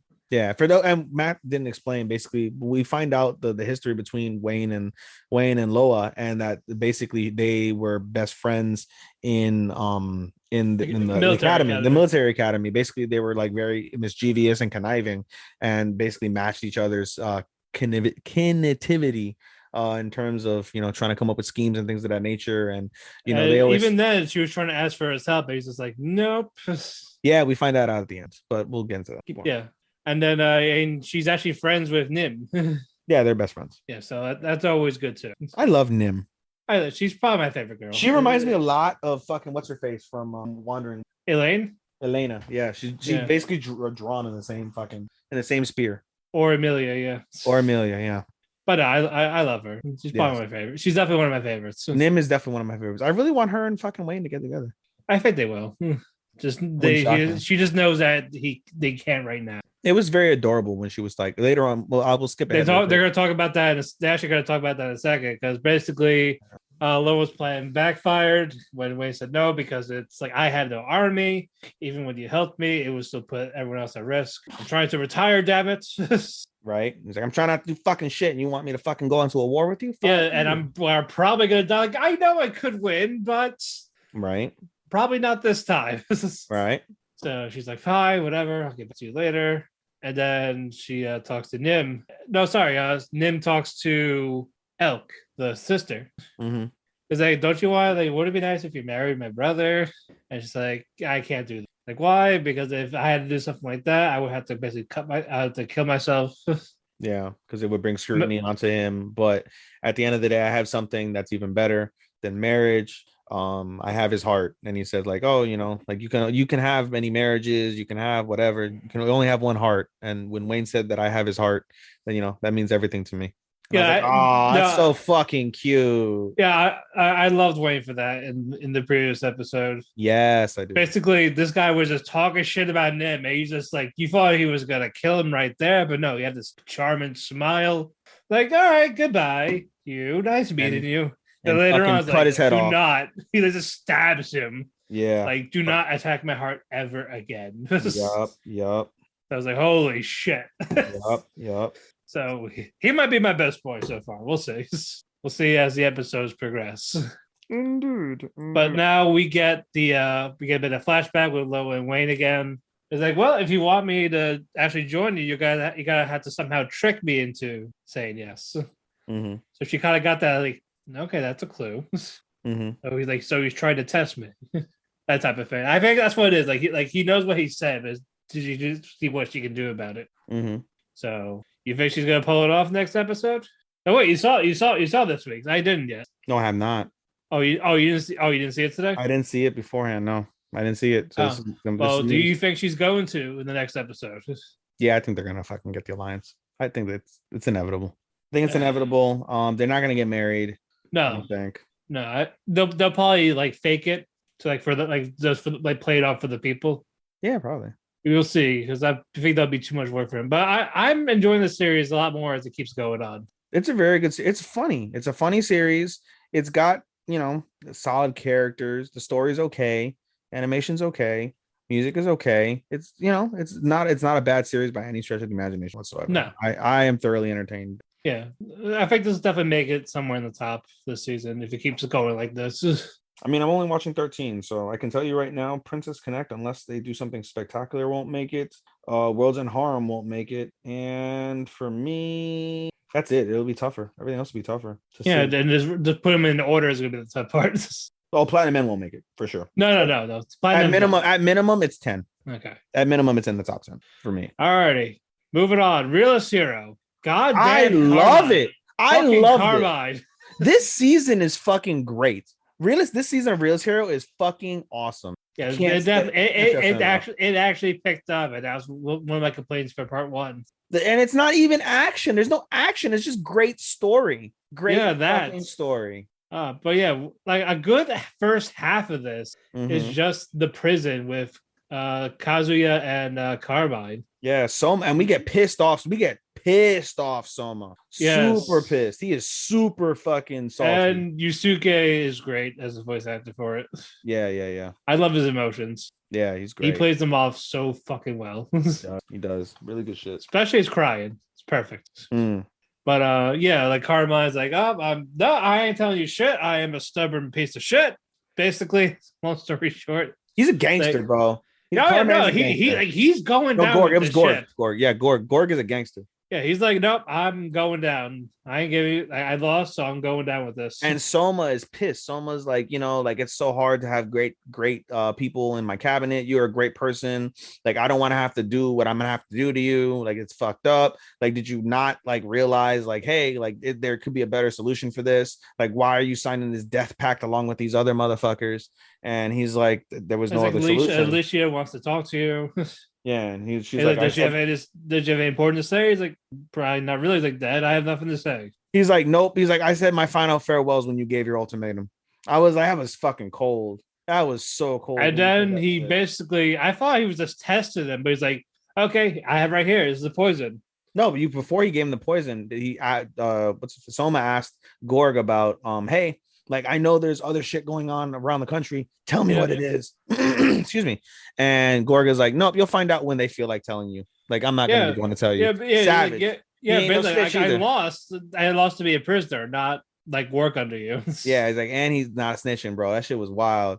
And so fucking Soma's like, here. He's like, here's fucking a poison wine, a vial of poison wine. I'm gonna give this to all your other comrades who need to die. Like, and, who choose this? Like, basically, like it's painless. It's yeah. And so Gorg thanks him, takes the wine, and said, like, to the kingdom's success and to happiness and success for you and Lisha, and I'll be rooting for you guys on the other side. He drinks it, and he dies. Just downed it, dies. And Soma just looked like so fucking like defeated. Like he was hoping that was not going to be the case. Yeah. And yeah, he didn't want him to die. He didn't. And so he goes over to Lisha, who's basically, he said, buried herself in her work, and tells Lisha, like, hey, Gorg is dead. And Lisha's like, oh, cool. Yeah, like, oh, this person I looked up to when I was a kid. Okay. And she kept going, even though I'm sure she was heartbroken. And they'll probably delve into that. Yeah, later. but she it's more like she understood. Yeah, she understood. Yeah. And now the next half, we toned out the intense. Yeah. And we got some lighthearted, little fun charm. Mm-hmm. With Aisha's father, like, hey. Yeah, basically they named Aisha the official like protector of Soma, and they're like, oh, you're the official protector, whatever. And then they call Aisha's father and was like, hey, thank you for your reinforcements. They were definitely helpful. We want to reward you for, looking out for me. Name something and I'll do it, or I'll get it for you. No problem. Yep. And his father's like, marry my daughter. And Soma's like, huh? Even Lisha's like, you fucking what?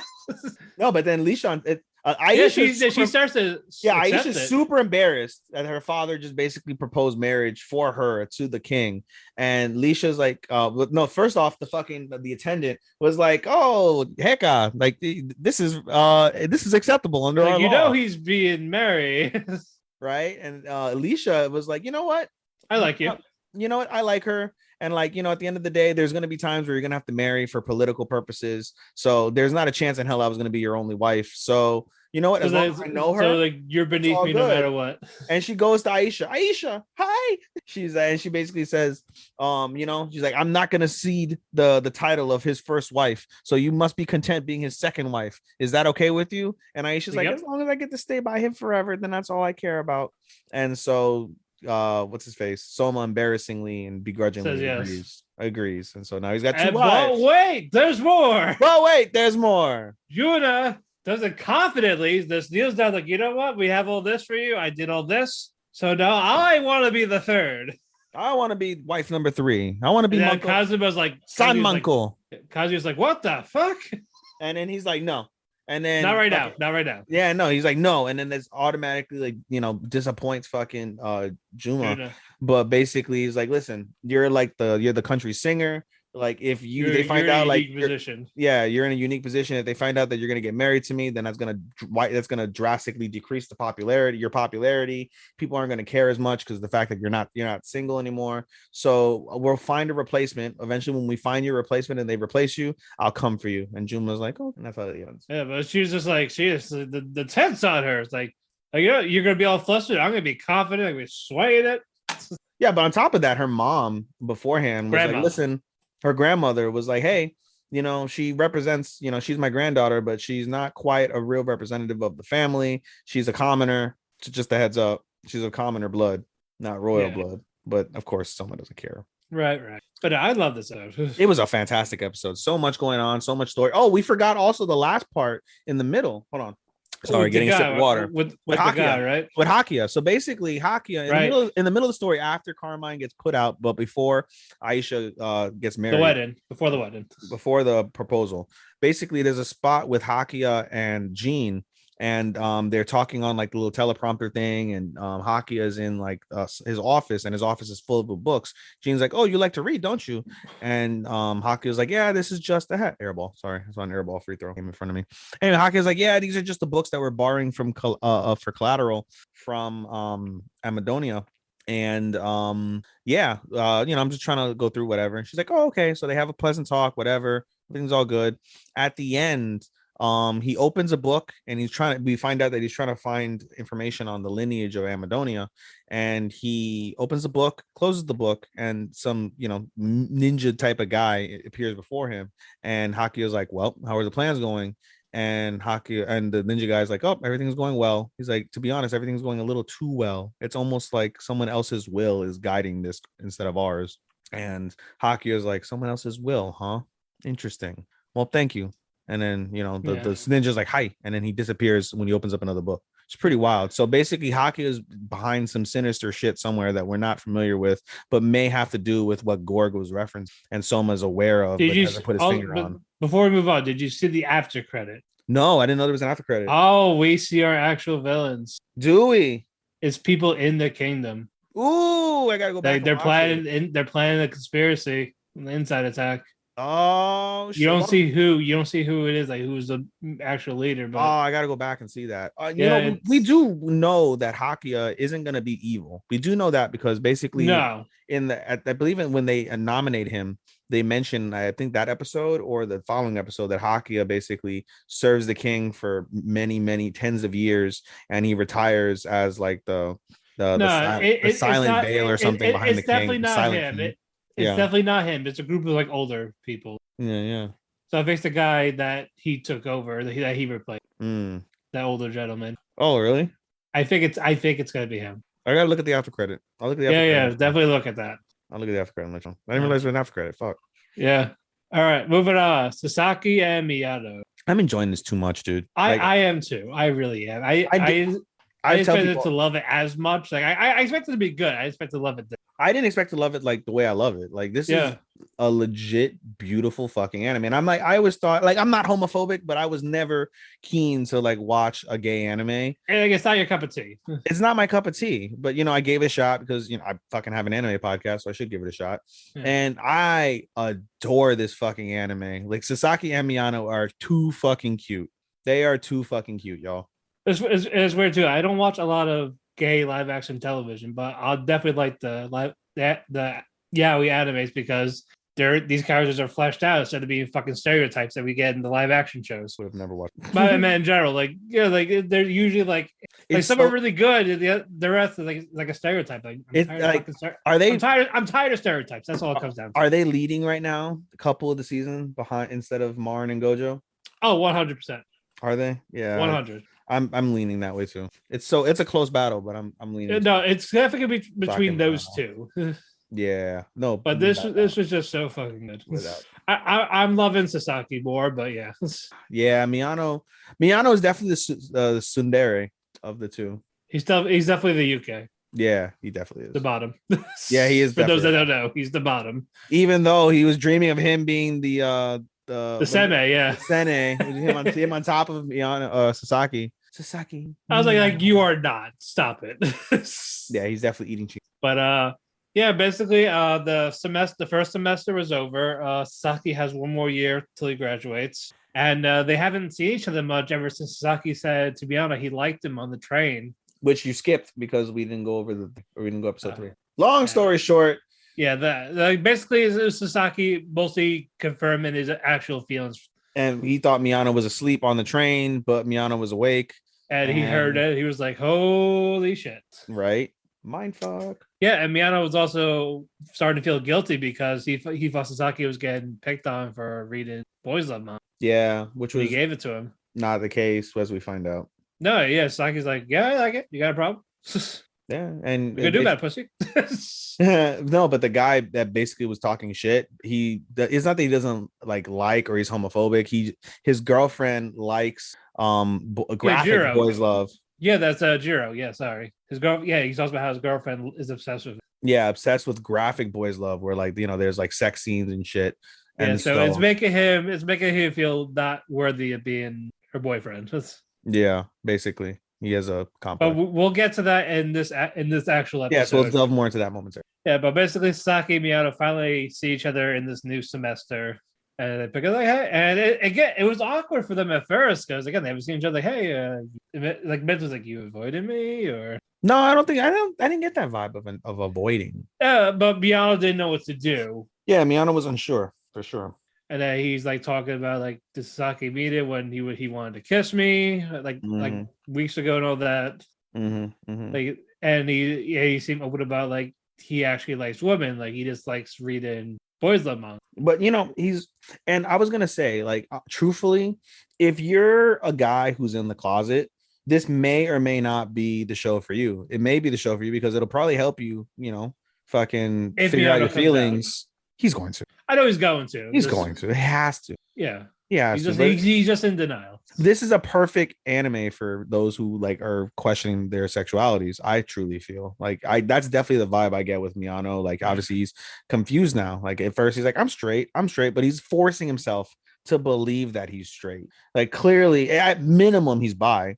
At minimum. Yeah. But I'm saying I've also had met straight people that like reading yaoi manga, watching yaoi shows. Like those happen. Yeah. Right? People enjoy gay shows. They're just done right. They'll love it.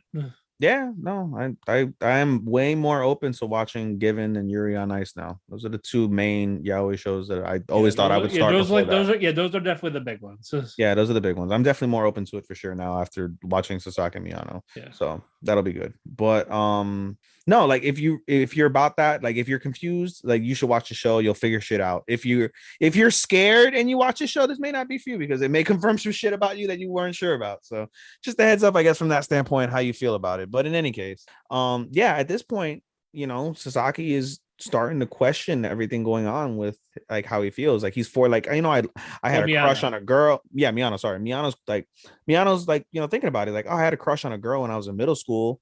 And I like girls, right? Yeah.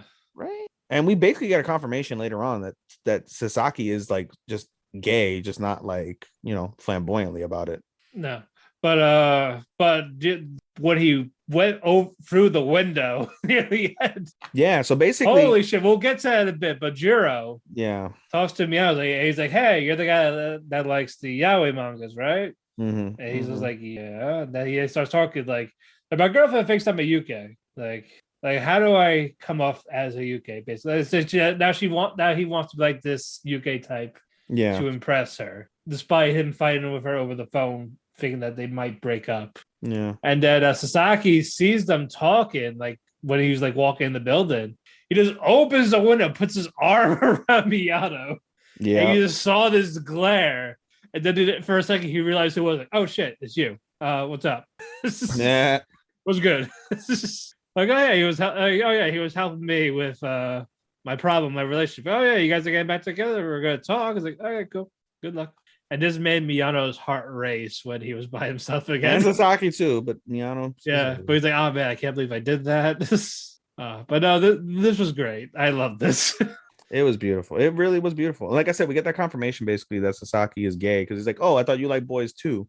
When he said two, I was like, "Oh, so they know Sasaki's gay." Yeah. Now, yeah, that's where you see him start to like also like question himself a bit. Like no, I definitely like girls. And it's like reading this shit, and then he's like, shit, maybe I am. Yeah, he's like, so And credits. and credits, yes. But no, this is definitely It was fucking adorable, dude. Like their interactions are so damn adorable. yeah. So I love it. So, You know, I'm not gonna lie. I kind of want to see more of like the gay character because you mentioned that like a couple of Sasaki's, or sorry, Miyano's classmates are gay too. Like it'd be nice to like because I see some of them. I get Horimiya vibes with this, and like one of the good things about Horimiya is that even though they focused on Hori and Miyamura, they also focused on the other characters. On what's her face? I forget their names now. Hori? No, the other character, the Mia. other character. No, the other characters, the other two characters. I don't know their names. Yeah, they're best friends basically. Yeah, they focus on their best friends and their relationship, and I wouldn't mind seeing like brief intervals with like them, like maybe like Taiga, Masato, Jiro. Yeah, like like seeing them, like maybe like what the blonde haired guys like talking to his boyfriend or something like that. You want to see more about their lives, yeah. Not like a lot. I don't want a lot, like just interactions, like like Miyano's like walking by and like someone's like blushing or like maybe they're like talking like a little whatever. I don't know. Just a little bit of like indication because like they just seem like quirky. We might seem like quirky characters, but you're saying that they are gay. We might see it here and there. Yeah. All right. Alrighty. Demon Slayer. Two more guys. Two more. Yep. We're in our pre-main. The co-main event of the evening. Yes, but good fucking god. So I want to give it a 6. I want to break my Meltzer scale for this shit. I want to break. I think it's not fair because there's a lot of good shows, but this is just you got to break the Meltzer scale for it. I know, like this is topping a lot, so it's hard to like. There's a lot of good shit. We know this, but goddamn, they just upped the ante with it. Oh, they blew it out the fucking water. Yeah, absolutely blown it out the water. We get more Tengen flashbacks with his wives hanging out by the gravesite for his family. They talk about like, oh yeah, like we'll drink together one day. But I'm not done yet. But I brought the finest sake for you guys. Pour one out for the homies. Yeah, pour it out for the family. Yeah. And it's like, oh yeah, like I'm definitely going to hell. It's like, don't give me that look, girls, don't. And then they ask him like, does he think about his family when because he's like he left, and then they died because of it. I think they got killed by demons. So I think that's why. They said it was a war. They said it was a war. It was a war. Okay. Yeah, they said it was a war of some. Okay. Yeah, he just didn't go with them. Yeah. Yeah, he was with his wives. It was cute. Like he what was one of the wives? Hinata or Hinatsuru. They just took the Sakura cherry blossom off her. And the other girl's like, hey, take mine off. Like, give me a rose petals. I'm not gonna lie, that was a little annoying. Yeah, but they're cute at the same time. It's good that they're not actually fighting. Yeah. They just want his affection, which he loves them all equally. So yeah. And we got another flashback. It's like hey, after this, like, can we just retire? Yeah, I thought that was very nice. They feel like that's because that way they can actually like look up, like move forward, type of thing. So there's a lot of stuff that's like holding them back, like stuff they did, people they killed. And then we get more of the fights with now Tengen's on his own against Gyutaro. Then Zenitsu and Inosuke are trying to fight Daki. It's still not working. Tanjiro eventually joins the fight with them. They're like, all right, cross, like, all right. So basically Zenitsu and Tanjiro are going to distract her with the diagonal attacks while Inosuke goes, I'm attacking head on. And it works. Like, holy shit. And he gets the swords like on her neck. He's like, you ain't going to cut me. Like, well, saw blade. Saw blades eventually cuts her head off. Shing. And he grabs the head, gets away from body, starts running away. Then Tanjiro gets all flustered. He's like, hey, where'd Giyu go? Where's Tengen? And then we find out Giyu is behind Inosuke and stabs him through the chest. Savage. I was like, oh shit. So savage. Like he's not dead, just holy shit though. And again, he has poison in his blades. Yeah, he's definitely getting poisoned. Oh, dude, it's gonna be crazy. It's gonna be crazy. Like, hey, don't take my sister like that again. He sees demon blood technique, blood collapse in the building. Mm-hmm. The Zenitsu pushes Tanjiro off, Mm-hmm. so you don't know what's going to happen to Zenitsu. While Tanjiro is trying to find Tengen, he's on the floor, passed out, his arm cut off. Forearm. Yeah, like I said, like part of his arm is cut off. Yeah. Yep. And it's like, shit, the poison got to him, and he lost his crazy, dude. And so Tanjiro is all by himself, 2-on-1, basically. Again. Yeah. And he's like he has no stamina either. Well, no, the Zenitsu's still there. Yeah, but we don't know if he's going to be knocked out or not. Zenitsu was just providing cover, basically, for he was still on the building. He's gonna be fine, but we don't know if he's gonna be knocked out. Yeah, he was still on the building, like dealing with the crazy whip with the whips from the belt from Daki, from Daki. Yeah. But we will find out what happens. But as for all we know, he could be by himself. We don't know. Mm-hmm. And yeah, he if it is, then yeah, he's screwed. Mm-hmm. Mm-hmm. But no, this was another fantastic episode. Crazy. I love getting small background on Tengen. Yeah. And I love his character. Yeah. The wives are, they're basic, but they're still fun. And these fights, both of them, they're just fucking stellar. And we got 2 more episodes. It's a shame. Such a shame. And the last episode might be 45 minutes. Can't wait. Yeah, so I feel like the fight's gonna end next episode and this epilogue for the 45-minute. But holy shit. Oh, it was fucking awesome. It was a fucking awesome show. Like every time I watch Demon Slayer, I'm like, what the fuck? Yeah, and the animation is also so good.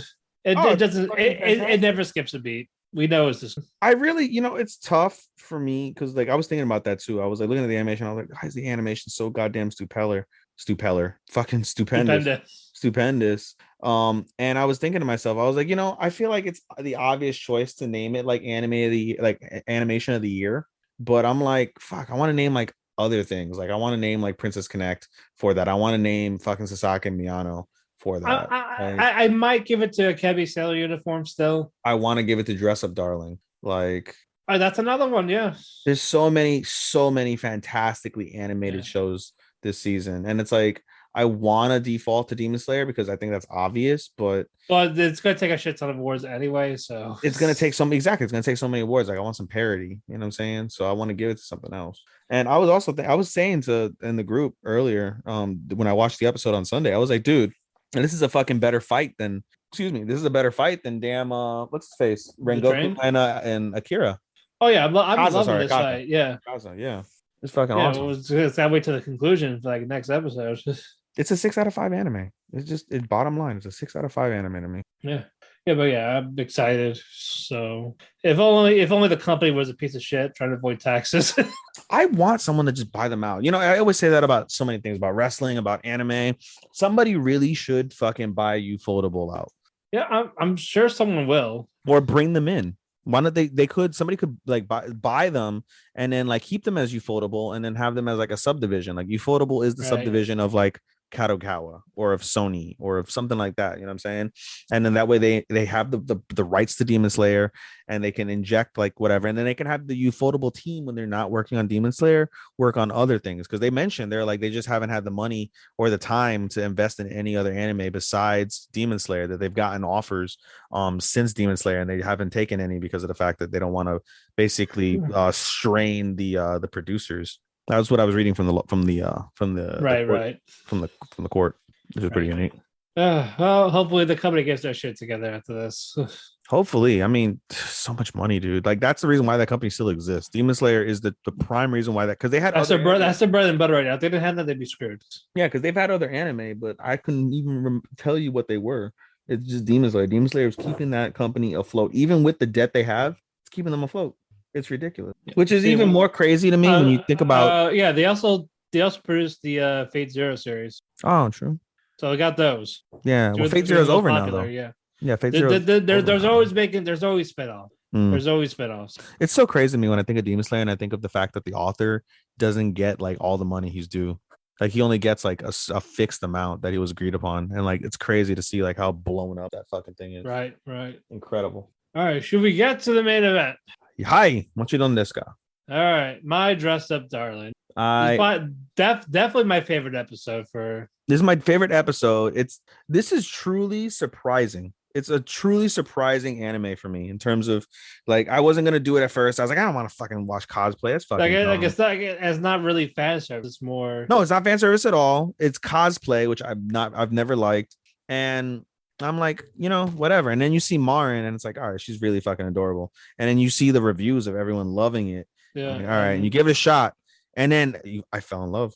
I fell in love with the whole fucking thing. The whole thing is so beautiful. Oh yeah. But yeah, Goju's grandfather, he falls backwards because he saw stockings. No, you have to go back. You have to go back to episode 3. You have to go back to episode we gotta do it. We're gonna do episode 3. We're gonna do episode 3. I'll go. All right. We'll do episode 3. Basically, a good chunk of it is cosplay shopping. Yes, but beforehand, the reason why we get the cosplay shopping is basically Marin, I'm sorry, what's the Gojo is avoiding Marin. And eventually Marin catches up to Gojo and is like, hey, why the fuck are you avoiding me? And Marin's like, listen, you're popular. Or Gojo's like, hey, you're popular. I'm not. I don't want to embarrass you. And Marin's because people keep talking people are talking. Is she seriously dating him? Or something like that? And then Marin's like, you want to? And Gojo's like super embarrassed. And she's like, I'm just kidding. But she actually acknowledges him as a friend. Yeah, she's like, you're my friend, so I don't care what anybody says. Like, of course I'm gonna hang out with my friend because like we're cool, right? Yeah. And so that makes Gojo happy. Then they go shopping. And the majority of the episode is just shopping for materials, the fabrics, the stuff for the wig. Yeah, basically all that. And so basically Gojo's like, hey, since I'm working on it, I might as well just take it, whatever. And it's you get cute little moments throughout that episode too, especially toward the end when they're talking about their likes, and Marin's talking about the cosplayers, and Gojo starts talking about Hina dolls, and Marin wants to buy him also, we forgot to mention he also had a wet dream in the beginning of the episode. That was fucking hilarious. He was thinking about fucking ecchi Marin. He dreamed of her in one of the characters, and she was in character. Yes, and she was like fucking showing her Toto out, or Manko out. Toto is pussy in Japanese. I'm sorry, in Spanish guys. But showing it out. He wakes up hard as fuck, and he sees his Hina doll. Like, hey, can you look away for a second? Yeah, the Hina doll's like, Christ is watching. Christ is watching. And then after the opening credits, he goes like, I can't believe I fucked this morning. Oh my god. And then he sees her.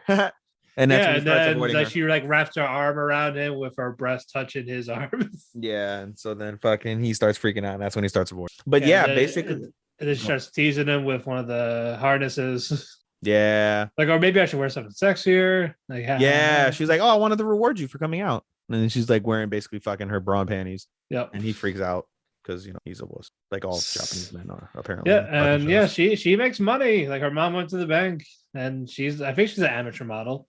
No, she works. She says she works. She does. She does work. Okay. Yeah, she does. She has some sort of job, and she says she worked a bunch of overtime to get all this money. Yeah, but basically her job is the cosplay money, and she used that to. Yeah, she called herself mama. She didn't literally say her mom got her money. Okay, like mama went banking, bitch. Yeah, right. Make it rain. And then the bombshell of, oh yeah, there's a festival coming up in 2 weeks. And Gojo takes that quite literally, as we find out in episode 4. So episode 4 begins, as Matt said at the beginning of this segment. Like, I went shopping with a friend. Yeah, and Gojo's grandpa's like, oh my god, yeah, that's cool. What'd you buy? A book? A video game? And he sees the stockings. And he freaks the fuck out and falls back. Yep, and he's hospitalized. He breaks a hip or something. He hurts a hip. Yeah, really badly. He gets hospitalized. They give him painkillers, and apparently we don't see in the show. They've been trying to convince him, like, hey, go stay with your cousin. What's Gojo's cousin shows up, so he's trying to stay with his family.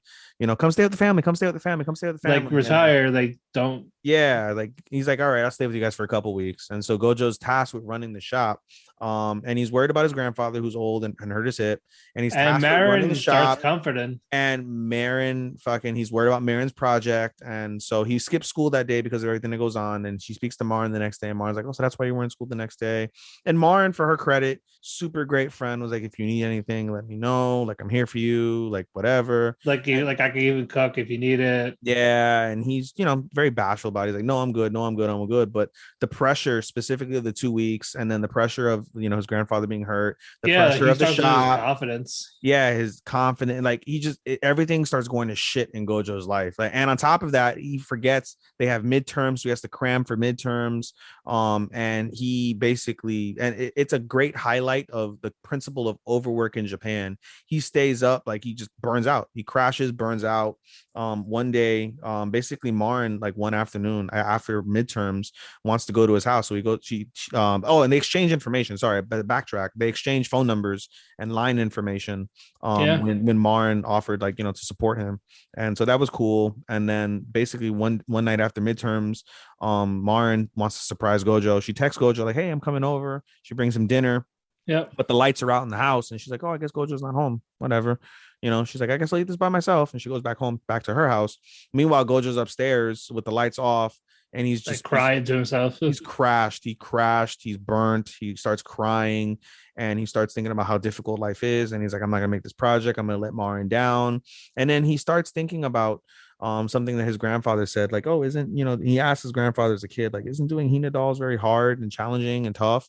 And he also asked, like, why do you work while you're on vacation? Yeah. And the grandfather was like, hey, if I lose one, is like, if I don't brush for one day, it takes 3 days to get that skill back. And so Gojo starts thinking like, well, I guess I haven't done anything with the Hina dolls in a while. Like, I guess I'm never going to be successful with Hina dolls. And he gets upset. He starts crying. And then he remembers back to what I had just said about how, like, what happens when you get difficult, whatever. And his grandfather pulls out a scrapbook of customers. And he's like, you see those happy faces? That's what keeps me going. He's like, seeing my customers' reactions when I've done good work keeps me going. And on top of that, I love what I do. And the love for what I do helps me going when things get tough as well. And then Gojo starts thinking about Marin and about how happy and chipper she is and how thankful and grateful she is. And he decides, well, I got to keep pushing through. He ends up pulling an all-nighter and manages to finish the fucking dress on the exact day of the 2 weeks. Tells Marin, hey, your dress is finished. I'm going to fucking sleep. He knocks out for a few hours. Marin comes over and, he shows her the dress. Marin is in complete awe. And Gojo's like, yeah, I was worried I couldn't finish this for you, but hey, you can wear it today. So it's your thing. And Marin's like, wait, you really thought that I was going to go to this in 2 weeks? And you're like, yeah, that's what you told me. And, I stayed up all night, whatever. And Marin just begins to bawl uncontrollably because she realizes everything that Gojo's going through right now. She forgot to mention. Yeah, she didn't explain properly. And basically Gojo suffered, like, the stress and staying up all night for her. And she begins to bawl uncontrollably. She's like, I'm so sorry. I didn't mean to, work you like that. Like, you didn't have to do this. I wasn't planning to do this. Like, she's genuinely upset that she fucking I was only talking about it. I wasn't actually gonna go.